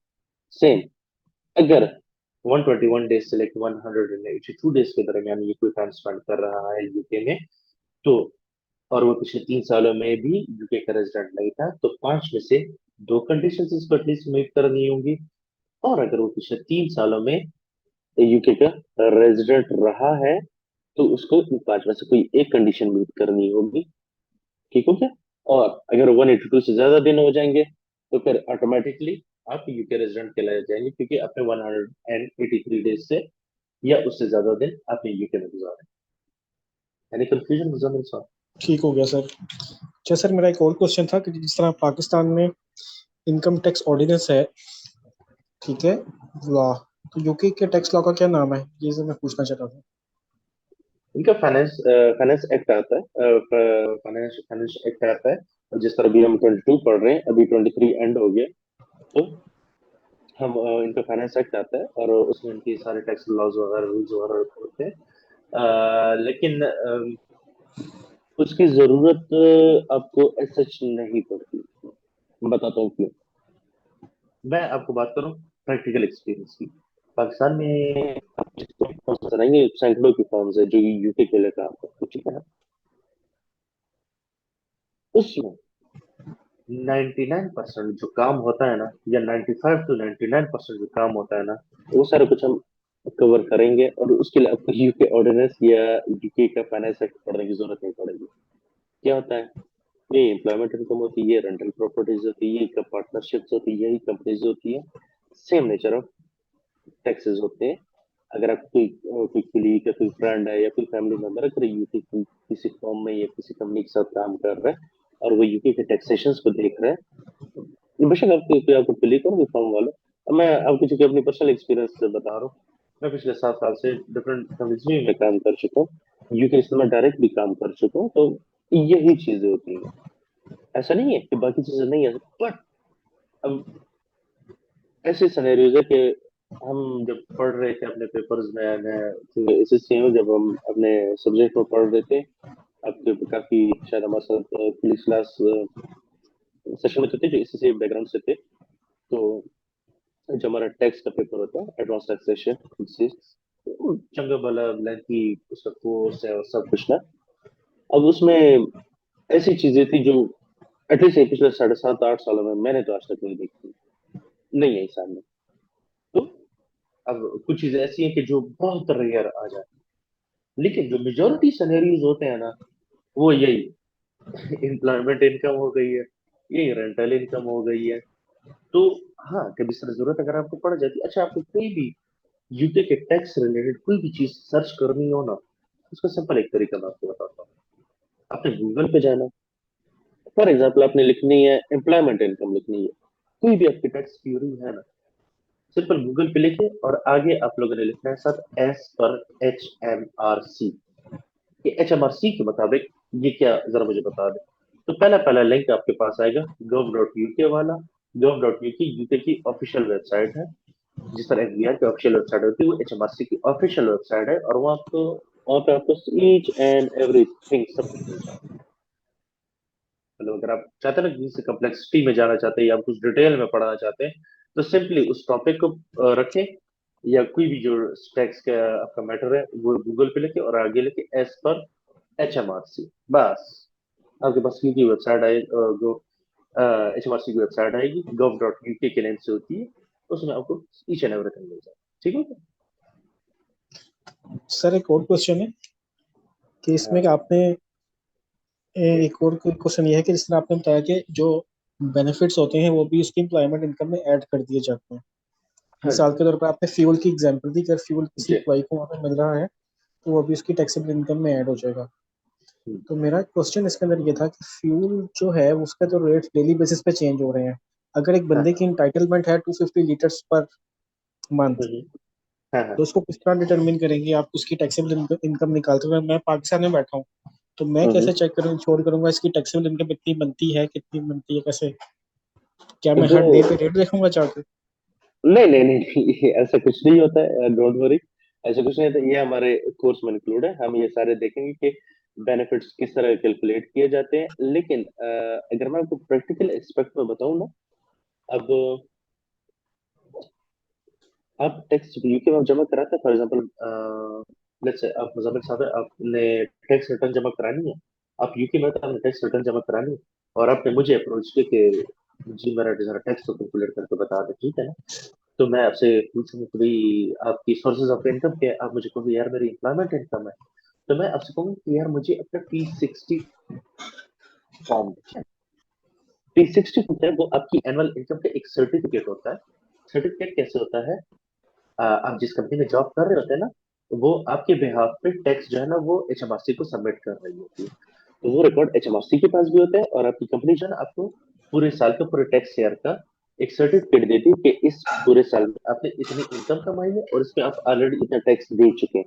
तो सर अपने पाकिस्तान में भी आपने देखा होगा कि आपको टैक्स सर्टिफिकेट जो आपको मिलता है, उस तरह आपको इंडिया में मिलता है, उसमें आपकी पूरे साल की उस जॉब से जितनी इनकम होती है वो मेंशन होती है, और जितना टैक्स कटा होता है वो होता है। जहाँ पे आप भी आपने बात की कि बेनिफिट्स की, बेनिफिट्स की कैसे होता है, मैं आपसे पूछूंगा अच्छा एम्प्लॉयमेंट इनकम के अलावा आपकी कोई और कोई बेनिफिट्स वगैरह को मिलते हैं, आप मुझे कहते हैं हाँ मुझे फ्यूल अलाउंस मिलता है ना, तो मैं आपसे कहूंगा कि अपने एम्प्लॉयर से कहें कि मुझे P11D का फॉर्म भी दे दे। जिस तरह सैलरी के लिए P60 फॉर्म है ना, इस तरह बेनिफिट्स के लिए होता है P11D का फॉर्म होता है। मैं आपको चले, अब आपने बात छेड़ दी है तो मैं आपको दिखा भी देता हूँ P11D फॉर्म होता कैसे है। मुझे आप थोड़ा सा अ, वो मैंने बाय द वे रखे कल के लिए थे कि हम वो कल उनको डिस्कस करेंगे, लेकिन चले आज आपने इस चीज को छेड़ दिया तो चले अब इसको हम डिस्कस कर लेते हैं। मैं आपको दिखाई देता हूँ, बल्कि मैं आपको जो है ना वो भी दिखा देता हूँ, P60 फॉर्म भी दिखा दूँ, P60 फॉर्म कैसे होता है।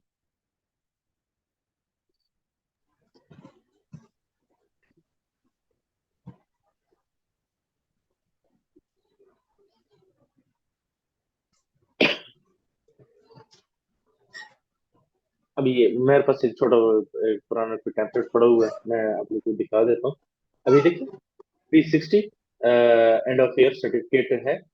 ये अब आपके क्लाइंट का नेम आ जाता है, ये उसका नेशनल इंश्योरेंस नंबर आ जाता है।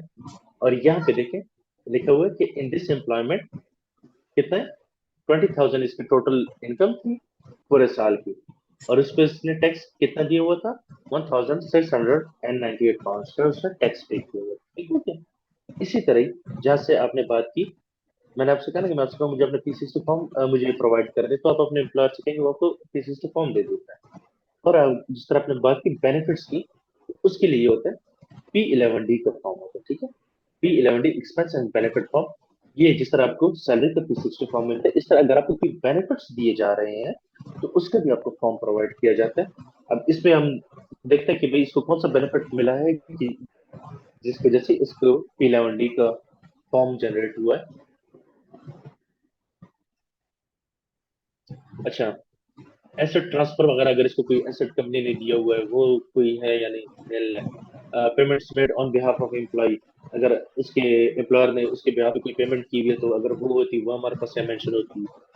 वाउचर्स या क्रेडिट कार्ड के अगर इन्होंने इस तरह होते हैं ना, फूड वाउचर्स या शॉपिंग वाउचर्स वगैरह होते हैं ना, अगर वो इसके एम्प्लॉयर ने इसको दिए होते तो उसकी अमाउंट यहाँ पे लिखी होती।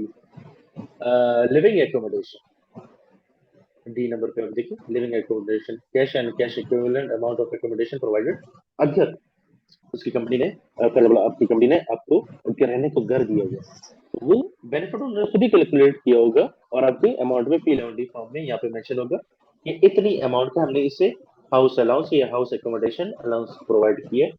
बेशक आपको कैश में तो नहीं मिला, आपको घर दिया हुआ है ना रहने को, लेकिन उसको कैश में कन्वर्ट आपके एम्प्लॉयर ने खुद ही किया होता है।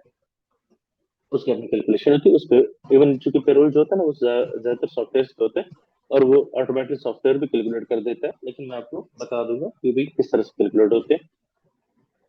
अच्छा, इसके बाद माइलेज, ये जो आप बात कर रहे हैं, अगर इसको फॉर एग्जाम्पल इस तरह फ्यूल वगैरह कोई दिया होता तो जितनी अमाउंट का फ्यूल इसको अलाउ होता तो वो अब वो सॉफ्टवेयर खुद ही कैलकुलेट करता है या उसकी अपनी कैलकुलेशन होती है।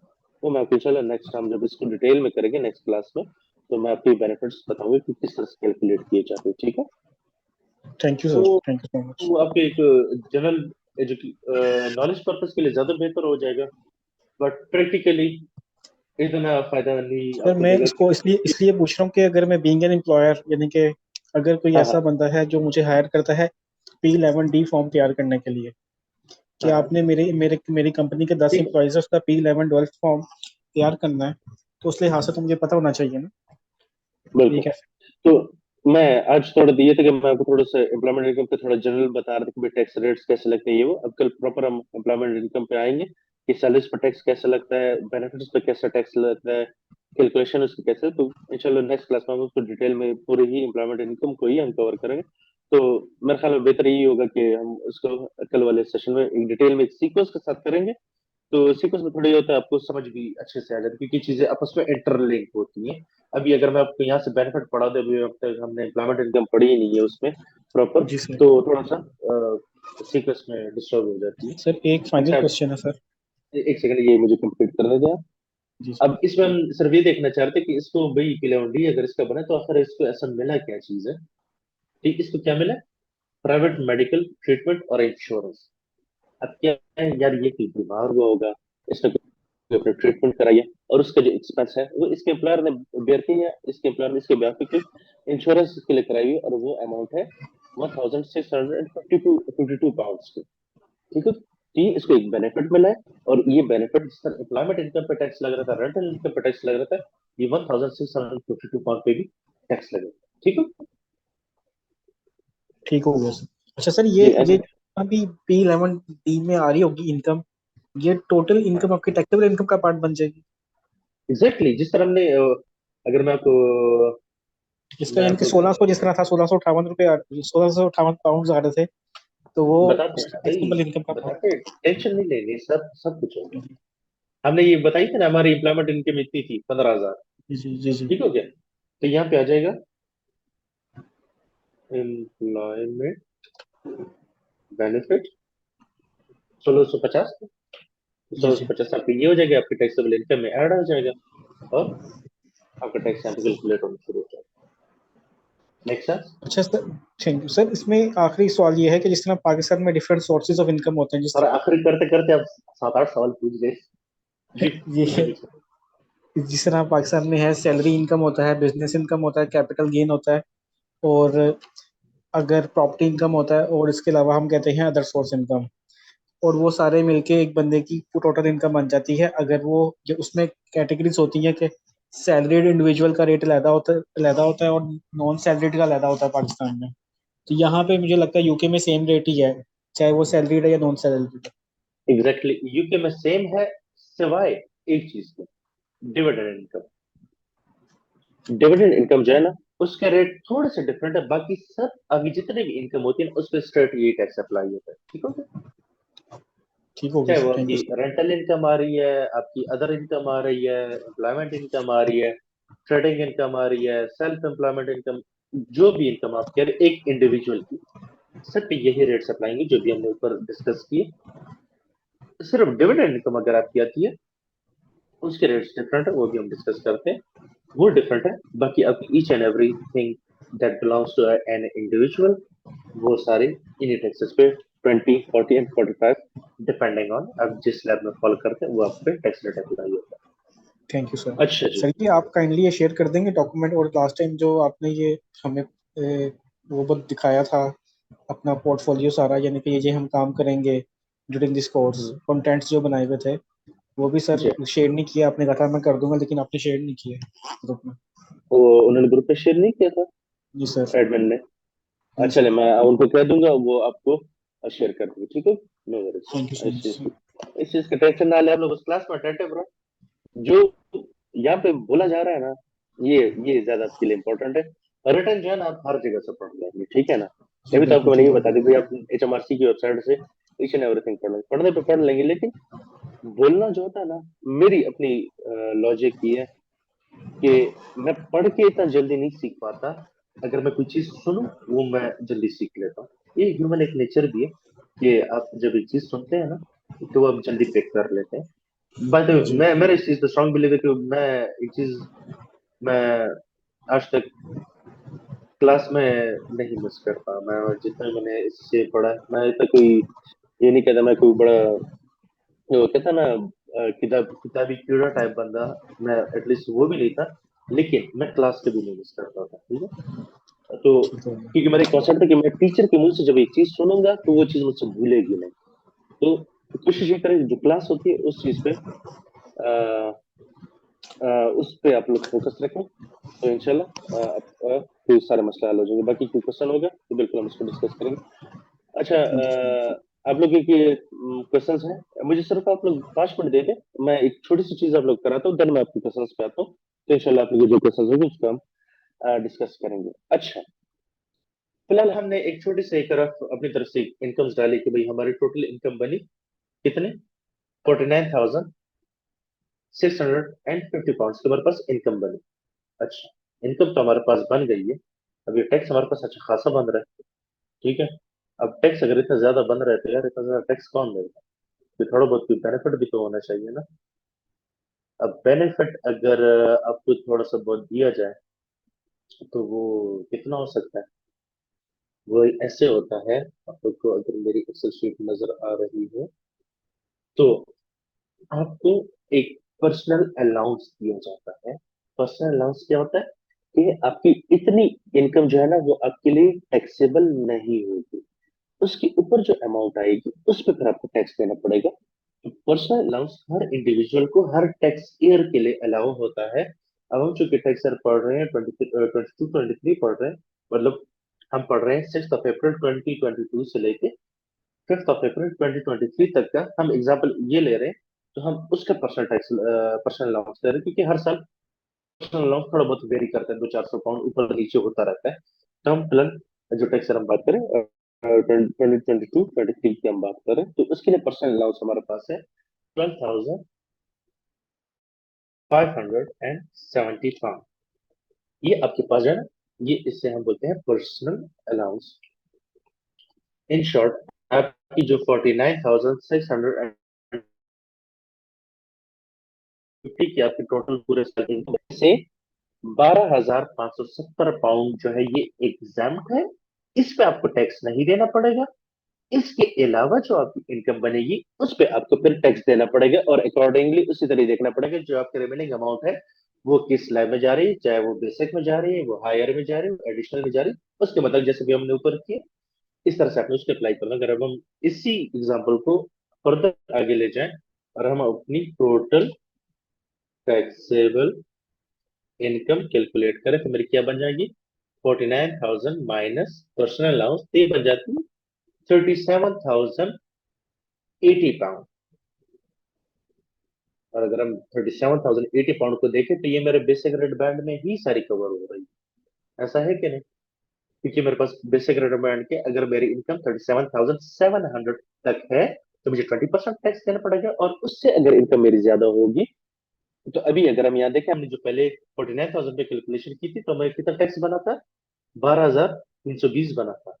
लेकिन अभी ये जो है ना मेरा simple direct basic rate band में ही फॉल करता है, और इस पर अगर मैं 20% टैक्स रेट अप्लाई करता हूँ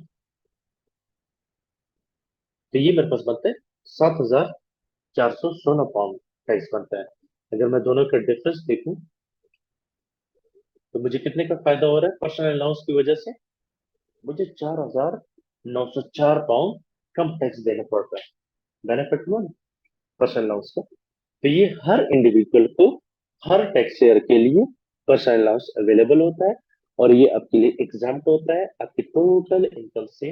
12 फॉर द ईयर, इस साल की अगर मैं बात करूँ तो 12,570 पाउंड आपको एग्जाम्प्ट टोटल इनकम से आपको अमाउंट लेस करेंगे पर्सनल अलाउंस।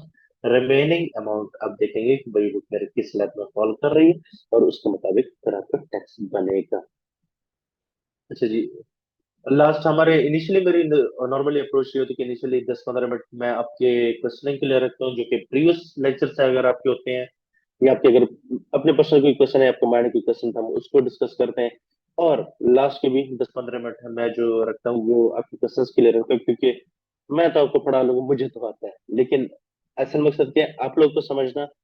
आप लोग क्लियर होंगे देन मैं अपने क्या कहते हैं इस लेक्चर को जस्टिफाई करूँ कि भाई आप लोग को समझ आ गई, देन मेरा हक पूरा होगा। तो आप लोग को समझना ज्यादा जरूरी है, तो आप लोग के अगर माइंड में क्वेश्चन होते हैं तो अपने पास नोट डाउन किया करें, स्टार्ट में पूछ लिया करें, एंड में जब मैं थोड़ा सा टाइम दूंगा 10-15 मिनट उसमें पूछ लिया करें, या चले ज्यादा फ्रीक्वेंटली नहीं लेकिन बीच में आप रेज हैंड कर लिया करें। अगर मुझे लगता है कि मैं कोई क्वेश्चन डिस्कस कर सकूं तो मैं जरूर करूंगा, और मैं करते भी हूं। ऐसा नहीं कि मैं बस बोलने के लिए करूँ, मैं करते भी हूँ। तो जी, नूर अली साहब आपको कोई क्वेश्चन है तो आप पूछें।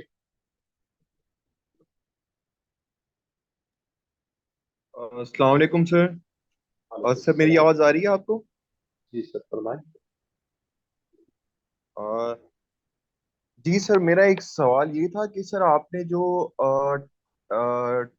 यूके टायर्स वगैरह जो दिखाए थे सर, उसके अंदर पॉइंट नंबर 3 जो है सर, वो काइंडली एक्सप्लेन कर दीजिएगा। उसके अंदर एक चीज लिखी हुई थी कि सब्सटेंटिव, तो उसका क्या मतलब है सर? वो थोड़ा सा डिफाइन कर दीजिएगा। और सर ये जो रेट्स आपने बताए, बेसिक और ये हाई हाई रेट बैंड और एडिशनल, तो ये तो अजम्पशन है ना। एक्चुअल में तो 12,570 से अगर अबव जाएगी हम हमारी सैलरी इनकम, तब ये 20% एप्लीकेबल होगा। ऐसा ही है सर? अच्छा, तो फर्स्ट ऑफ ऑल मैं पहले क्वेश्चन के जवाब देता हूँ, फिर दूसरे पे भी आते हैं। आपने जो कहा ना सबटेंटिव वर्क, वो लिखा हुआ है अगर आप यूके में 40 दिन काम करते हैं, जॉब करते हैं, या आपका फॉर एग्जांपल मैं एज अ चार्टर्ड अकाउंटेंट, मैं एक प्रोफेशन में चार्टर्ड अकाउंटेंट हूँ, अगर मैं चार्टर्ड अकाउंटेंसी की सर्विस यूके में 40 दिन या उससे ज्यादा परफॉर्म कर रहा हूँ, मतलब मैं एक सबस्टैंटिव अमाउंट ऑफ वर्क यूके में परफॉर्म कर रहा हूँ रिलेटिवली अदर कंट्रीज से, एटलीस्ट 40 दिन मैंने मुझे यूके में वो काम करना होगा। रिलेवेंटली बाकी कंट्रीज अगर मैं कहीं ट्रैवल कर रहा हूँ उनकी निस्बत मुझे यूके में एटलीस्ट 40 दिन काम करना हो, मैंने किया हो 40 से उससे ज्यादा दिन किया हो, तो मेरी एक कंडीशन ये हो जाती है। तो 5 इन कंडीशंस को मुझे देखना होगा, और फिर उनमें मुझे देखना होगा कि भाई मैं जब ने भी पढ़ा वो मैं अपने साथ शेयर कर लूंगा, आप लोग इजी होकर फिर देख लीजिएगा। देन ये 5 जो हमारे पास कंडीशन होती है इनको हम देखेंगे। और देन हम डिसाइड करेंगे कि भाई ये बंदा यूके रेजिडेंट है या नहीं। अच्छा, जहां तक आपने बात की है सेकंड क्वेश्चन की, कि ये टैक्स रेट बैंड जो है ये एजम्पशन की बेस पे है? नहीं, ये एजम्पशन की बेस पे नहीं है। हाँ, ये इनकम्स जो है ये मेरी एक अजम्पशन की बेस पे है। ये मैं जस्ट आपको एक समझाने के लिए मैंने एक अजम्पशन की कि भाई एक बंदा है, मैं अपनी एग्जांपल लेता हूँ कि भाई मेरे एम्प्लॉयमेंट इनकम 15,000 पाउंड की, बेनिफिट में जितना आया था एम्प्लॉयमेंट से, रेंटल इनकम मेरी इतनी थी, ट्रेड इनकम इतनी, ड्यूरेंट इनकम इतनी थी, उसके मुताबिक मैंने टैक्स रेट अप्लाई की। हाँ, अगर आप चाहते हैं कि हम कोई थोड़े से अमाउंट ऊपर नीचे करें तो आप बता दें, हम उसके मुताबिक कर लेते हैं, ताकि आपको क्लियर हो जाए अ, क्वेश्चन। आप हायर रेट बैंड में अ, जाना चाह रहे हैं? नहीं सर, एक्चुअली एक्चुअली सर, मैं देख रहा था, गूगल कर रहा था, तो उसके अंदर जो मुझे टैक्सेबल इनकम दिखा रहा था वो अप टू दिखा रहा था, तो 12,570 पे जीरो रेट एप्लीकेबल होगा, और 12,57 571 से 50,270 पे 20% एप्लीकेबल होगा। फिर देन जो जो भी स्लैब है इसके बाद फिर 40% एंड 45%। अच्छा सर, अच्छा। और दूसरी चीज ये है कि सर यहाँ पे जो हमारे पास जो स्लैब्स हैं, पाकिस्तान की अगर मैं बात करूँ तो 6 लाख तक तो इनकम टैक्सेबल नहीं होती है। 6 लाख से अगर मैं 12 लाख तक आता हूँ लेट से, और तो उसमें एक स्लैब बनता है जो कि 5% या जो भी है, to ten point five thousand percent और आई एक्सी। गेस। हाँ हाँ हाँ, ऐसे कुछ है सर, मुझे अभी एग्जैक्टली याद नहीं है। तो सर हम्म। वहां पे एक्सीडिंग पे जाता है, जबकि यहाँ पे मैं देख रहा था कि कैलकुलेशन जो स्लैब बने हुए हैं, लेट से हमारा जो स्लैब बन रहा था वो नंबर 2 पे स्लैब बन रहा था। ठीक है, तो उस पर 40%, अगर मैं पाकिस्तानी टैक्स रेट को देखूं तो वो 40% एप्लीकेबल होता। बट बाहर क्या ये बेनिफिट दिया जाता है, ये क्या है सर, ये थोड़ा सा एक्सप्लेन कर दीजिएगा। और sir secondly, sole proprietor is also considered as individual like there Exactly. के If he यहाँ पे if come. if he is not हाँ registered as a हाँ हाँ company, okay, हाँ, if he ji is ji ji not ji registered ji as a ji. company and he is an individual and doing a self-employment job or doing a sole trade income, he got a sole trade income, then you need to take his hmm. sole trade income less his all expenses related to the business. You got the profit for the sole trade business, and that will compile to your personal total taxable income, such as you have employment income, rental income, dividend income, trading income, saving income. जिस तरह ये बाकी सारी अच्छा incomes है, ये trading income exactly अगर मैं इसको नेम चेंज कर लूं, सेल्फ एम्प्लॉयमेंट सही रहेगा, या अगर मैं इसको सर, स्लैश कर दूं जी जी, सोल ट्रेड? मैं सर आपकी बात समझ गया सर, आपने काफी अच्छा एक्सप्लेन किया है। सर एक क्वेश्चन था सर मेरा, लास्ट एक अपना क्वेश्चन है कि मेरे लेट से सर कुछ कुछ दोस्त वगैरह हैं, दे आर इन यूके। तो सर वो एक चीज जहन में आ रही थी कि सर जो उनको सैलरी दी जाती है लेट से वहां पे, तो आपको पता है कि सर पर आवर के हिसाब से पे किया जाता जी है, तो जी। वो टैक्सेबल मतलब टैक्स काट के दी जाती है उनको सैलरी, या क्या है सर, मैकेनिज्म क्या अच्छा, होता है वहां पे, अगर मैं और सर आपको उसका बेनिफिट क्या है अगर। मैं अगर आपको, अच्छा, अग, बाय द वे, अगर आपको मंथली सैलरी मिलती है, डेली सैलरी मिलती है, अर्ली सैलरी मिलती है, वीकली सैलरी मिलती है, it doesn't matter. It's all depend कि पूरे टैक्स ईयर में आपकी कितनी एम्प्लॉयमेंट इनकम आई है। बेशक वो अर्ली रेट से आए, वो आपको वीकली सैलरी मिले, पर डे की सैलरी मिले, पूरे महीने की सैलरी मिले, ठीक हो गया? वो कंसिडर आपकी एम्प्लॉयमेंट इनकम की जाती है। और एंड क्या चेक करना कि पूरे साल में आपकी कितनी एम्प्लॉयमेंट इनकम आई है, उस पर टैक्स लगता है।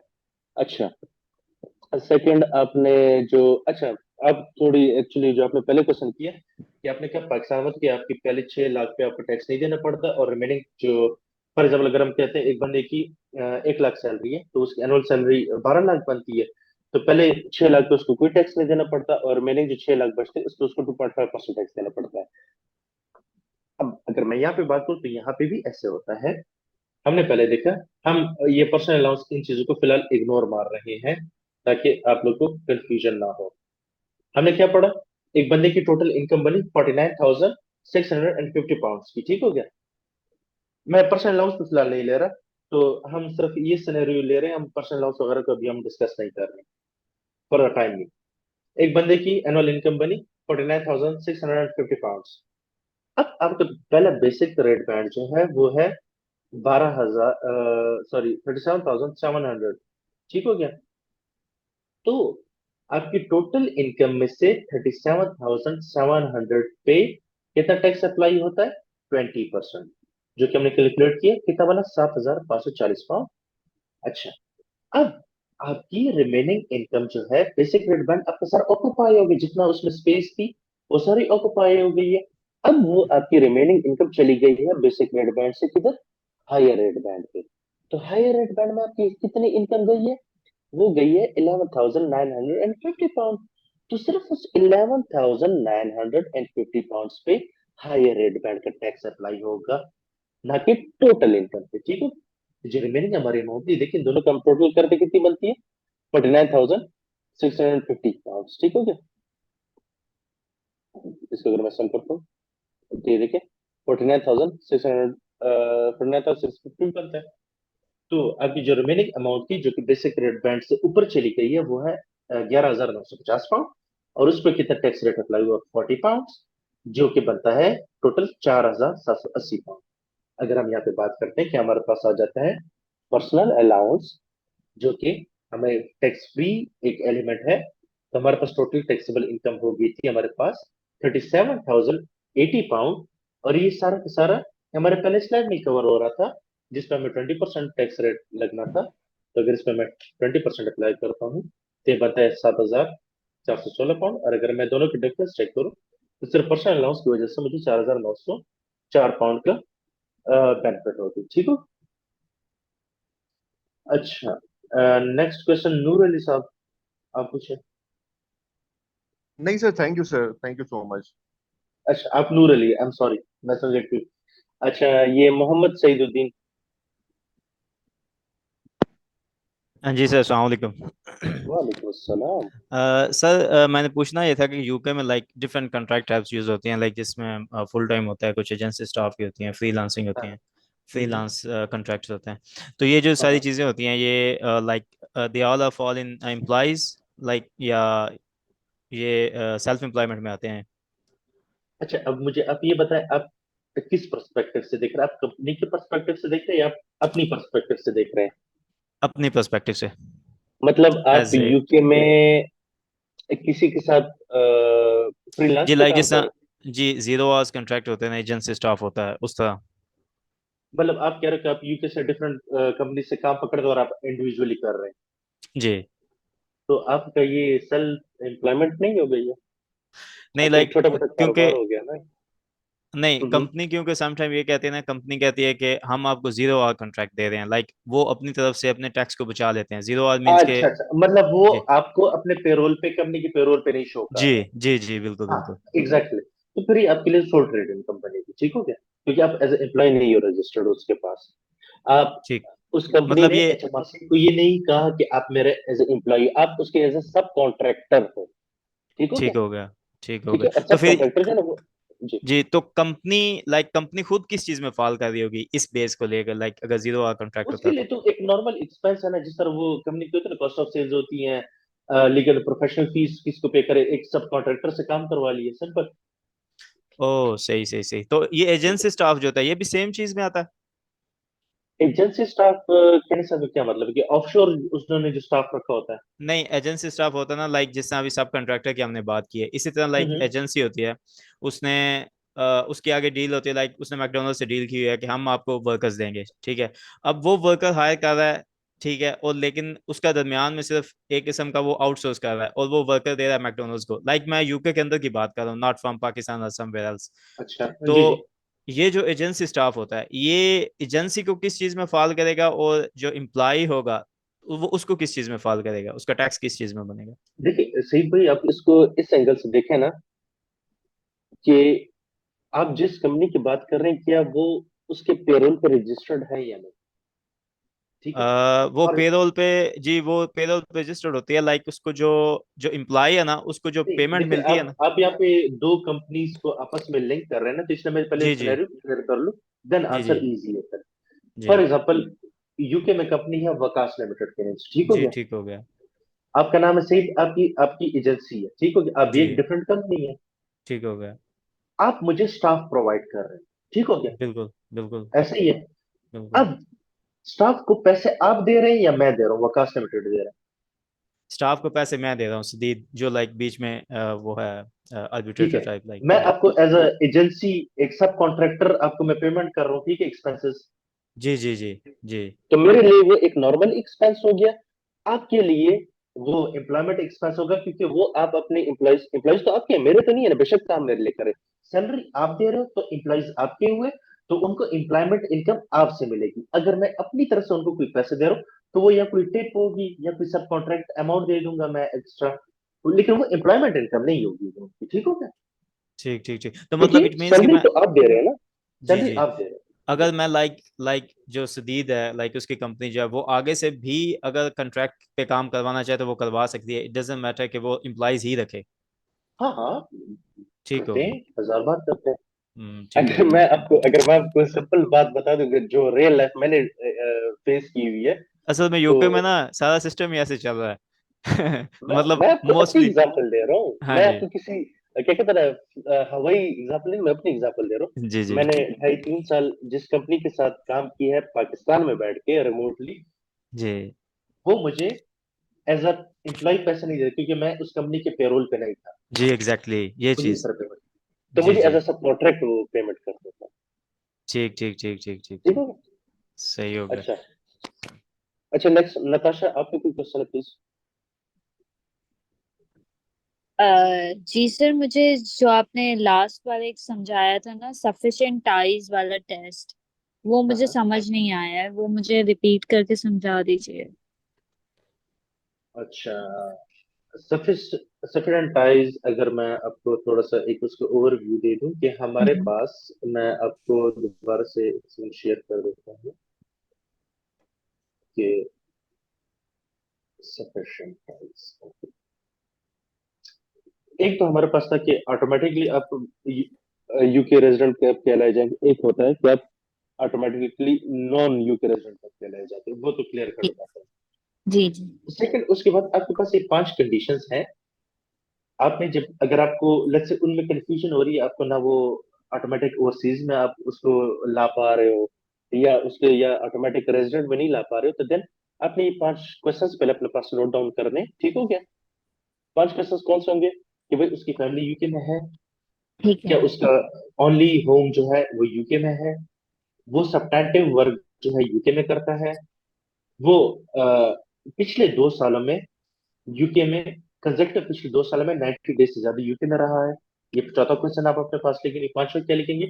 स्पेंडिंग मोर टाइम यूके में रादर देन किसी और कंट्री में, बाकी कंट्रीज से ज्यादा टाइम वो यूके में गुजारा है। 5 क्वेश्चन आपने अपने पास लिख लिए। उसके बाद दो ठीक। टेस्ट आपने और लिखने, क्या वो पिछले 2 सालों में, सॉरी पिछले 3 सालों में वो यूके का रेजिडेंट था या नहीं, ठीक हो गया? ठीक हो गया? आपके पास ओके। जिस तरह आप है, आप इस तरह अपने पास से 5 क्वेश्चन ये लिख लें, और उसके बाद अपने से चार्ट बना ले इस तरह कि भाई वो पिछले 3 सालों में यूके का रेजिडेंट नहीं था, और इधर कर ले कि यूके का रेजिडेंट था पिछले 3 सालों में। अब आप देखें भाई उसने अगर यूके में 15 या 15 से कम दिन, अप टू 15 डेज उसने अगर गुजारे, तो वो first of all automatically non resident आ जाए, क्योंकि ये हमारे हम्म। पहले इस कंडीशन को ही मीट कर लेते हैं कि मैक्सिमम 15 दिन अपने यूके में अगर गुजारे हो, तो ऑटोमेटिकली ओवरसीज कंसिडर कीजिए कि अब यूके रेजिडेंट नहीं कहलाए जाओगे, डिस्पाइट आपने पिछले 3 साल यूके में गुजारे या नहीं गुजारे, यूके के पिछले 3 सालों में आप यूके के रेजिडेंट रहे हैं या नहीं रहे। लेकिन अगर आपने 15 दिन से कम यूके में गुजारे हैं, तो आप यूके के रेजिडेंट नहीं कहलाए जाओगे। अगर फिर आप देखते हैं, अगर आपने 16 से 45 दिन पॉलिसी। के बीच में कोई पीरियड आपने गुजारा है, और आप पिछले 3 सालों में भी यूके के रेजिडेंट नहीं थे, तो आप हम्म। यूके के रेजिडेंट नहीं कहलाए जाओगे। लेकिन अगर आप पिछले 3 सालों में यूके के रेजिडेंट थे, तो जो आपने 5 कंडीशंस लिखी है ना, इसमें एटलीस्ट 4 कंडीशंस उसको मीट करनी होंगी, ठीक हो? मतलब, या उसकी फैमिली, फॉर ठीक है। एग्जाम्पल अगर 4 कंडीशन हमने मीट करो, फॉर एग्जाम्पल हम उसमें कहते हैं कि उसकी फैमिली भी यूके में हो, उसका घर भी यूके में हो, वो बाकी कंट्रीज से ज्यादा टाइम भी यूके में गुजारता है, और वो हम्म। जो है ना पिछले 2 सालों में 90 डेज से ज्यादा यूके में रहा है, तो अगर वो 4 कंडीशन मीट कर रहा है, तो यूके का रेजिडेंट कहलाया जाएगा। और सेम इसी तरह अगर 46 से 90 डेज उसने अगर यूके में गुजारे, और वो पिछले 3 सालों में यूके का रेजिडेंट नहीं था, तो एटलीस्ट 4 कंडीशन मीट करनी पड़ेंगी। और अगर पिछले 3 साल यूके का रेजिडेंट हो रह चुका है तो उसमें 5 में से कोई से 3 कंडीशन मीट करेंगे, एंड वाइस वर्सा। ये हम इस तरह पीछे चार्ट में आते रहेंगे। ये मैं आपको शेयर करूँ तो आप इजी होकर इसको देख लीजिए, ठीक है। ठीक है, okay, thank you sir. Okay, next हमारे पास एचपी के नेम से आ रहे हैं। आप कोई क्वेश्चन प्लीज पूछ लीजिए। जी सर, असद आरिफ नाम है मेरा सर। अच्छा सर, मेरी जी क्वेश्चन तो नहीं, एक सजेशन साइड में जरूर चीज थी कि हम जी जी please। क्वेश्चन आंसर वाला जो सेशन है, जो ये पार्ट होता है, ये हम एंड पे रखें और वंस रखें फॉर फॉर एवरीबॉडी।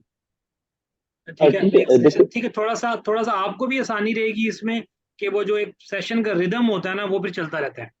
जी ठीक है, तो आ, वो उससे इससे ये होता है कि वो एक एक मतलब, ठीक है, वी रिस्पेक्ट एवरीवन, हर किसी का कोई ना कोई क्वेश्चन हो सकता है, लेकिन वो ये है कि समझने वाले के लिए भी आप एक रिदम में समझ रहे होते हैं, और बीच में अगर कोई, ऑब्वियस बात है, कुछ लोग पहले से काम कर रहे हैं तो उन्हें चीज़ों का पहले से आइडिया है। जी ठीक है, ठीक हो गया। लेकिन हमारे जैसे जो है, वो जो फर्स्ट टाइम देख रहे हैं, तो वो उन्हीं चीज़ों में फोकस अदा कर रहे होते हैं जिस रिदम से आप उनको चला रहे हैं, कि यार ये बिल्कुल फर्स्ट स्टेप है, ये सेकंड है, ये थर्ड है, and this is the last step.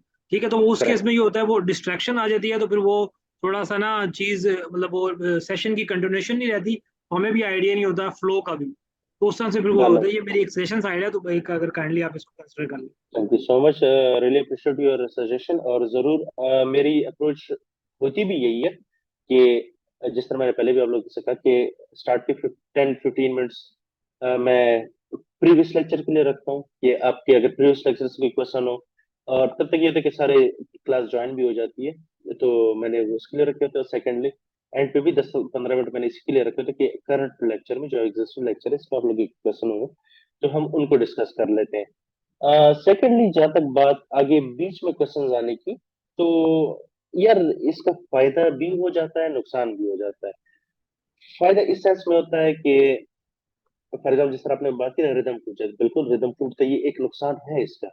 लेकिन कभी कभार ये होता है ना कि कोई एक बंदा ऐसे एंगल से क्वेश्चन पूछ लेता है जो मेरे माइंड में भी उस टाइम पे नहीं होता कि ओ अच्छा इस तरह का क्वेश्चन भी हो सकता है।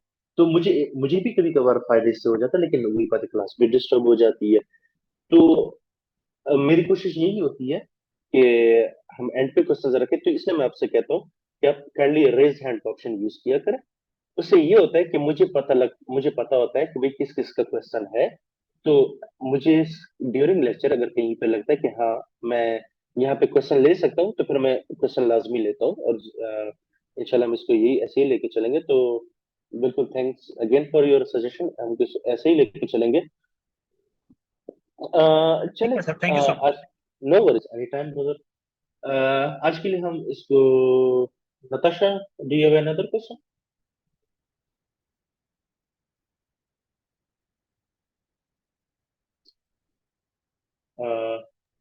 नताशा आपने यस जी सर, मुझे जस्ट जी ये कंफर्म करना था कि ये जो आपने पर्सनल अलाउंस का बताया था, जी तो जी। ये हमारे पास मेंशन होगा पहले से ही? मेंशन किधर हो गया क्वेश्चन पेपर पे? नहीं, मतलब वो क्लाइंट हमें बताएगा, ये कैसे हमें पता नहीं, चलेगा? क्लाइंट आपको क्यों बताएगा? आप टैक्स एडवाइजर किस चीज के हैं अगर आपको ये नहीं पता कि पर्सनल अलाउंस भी होता है? ऑब्वियसली आपको पता होना चाहिए कि भाई इस साल का पर्सनल अलाउंस कितना है, इसको पर्सनल अलाउंस मिलेगा नहीं मिलेगा। although मिलता है, लेकिन अगर आप एडिशनल रेट बैंड में जाते हैं ना, तो पर्सनल अलाउंस भी खत्म हो जाता है। ये चीजें आएंगी, ऐसा ऐसा सारी चीजें आगे आती रहेंगी। ये तो मैंने आपको एक बेसिक करा, लेकिन in short personal allowance normally available होता है। अगर आपकी इनकम जो होती है ना 1,25,000 एक्सीड कर जाती है, तो देन आपको पर्सनल अलाउंस खत्म हो जाता है। और 1 लाख तक अगर आपकी एनुअल इनकम होती है तो आपको पूरा का पूरा पर्सनल अलाउंस मिलता है, ठीक है ना। ओके। तो हाँ, तो ऐसा होता है। तो ऑब्वियसली अगर आप कुछ सॉफ्टवेयर यूज कर रही है ना, फॉर एग्जांपल अगर आप हम्म। टैक्स रिटर्न बनाने के लिए, जिस तरह हम भी एक सॉफ्टवेयर इंशाल्लाह यूज करेंगे, हम ये सारी चीजें सॉफ्टवेयर पे भी करेंगे। तो software they are smart enough, उसमें ये सारी चीजें इनबिल्ट होती हैं, और वो खुद ही ये सारी चीजें कैलकुलेट करके टैक्स भी खुद ही कैलकुलेट करता है, पर्सनल अलाउंस भी वो खुद ही ले लेता है। बट ऑब्वियसली नॉलेज पर्पज के लिए आपको ये चीज पता होनी होती है, और ओके। क्लाइंट को इस चीज का नहीं पता होता, ये चीज ओके। ध्यान रखिए। चलो, okay, thank you. Anyone else इसका कोई क्वेश्चन हो अभी तक के लिए? कल हम इंशाल्लाह स्ट्रेट फॉरवर्ड एम्प्लॉयमेंट इनकम में और डीप डाउन जाएंगे। हम देखेंगे जो बेनिफिट्स वगैरह उनको देखेंगे थोड़ा सा, फिर हम जो डॉक्यूमेंट्स वगैरह मैंने आपको दिखाया P60 P11, इसको इसको भी हम गो थ्रू करेंगे दोबारा, और हम थोड़ा सा सॉफ्टवेयर साइड पे भी जाएंगे, हम उधर भी देखेंगे भाई सॉफ्टवेयर में ये चीजें कैसे हमारे पास प्रेजेंट होती है। तो if you have any question you can ask right now, otherwise इंशाल्लाह कल आपसे मुलाकात होगी। तो तब तक फिर इजाजत मांगता हूँ आपसे, इंशाल्लाह कल आप लोग से मुलाकात होती। Please be there at 9:30। तो ठीक है सर, अल्लाह हाफिज। ओके, टेक केयर, अल्लाह हाफिज। अल्लाह हाफिज।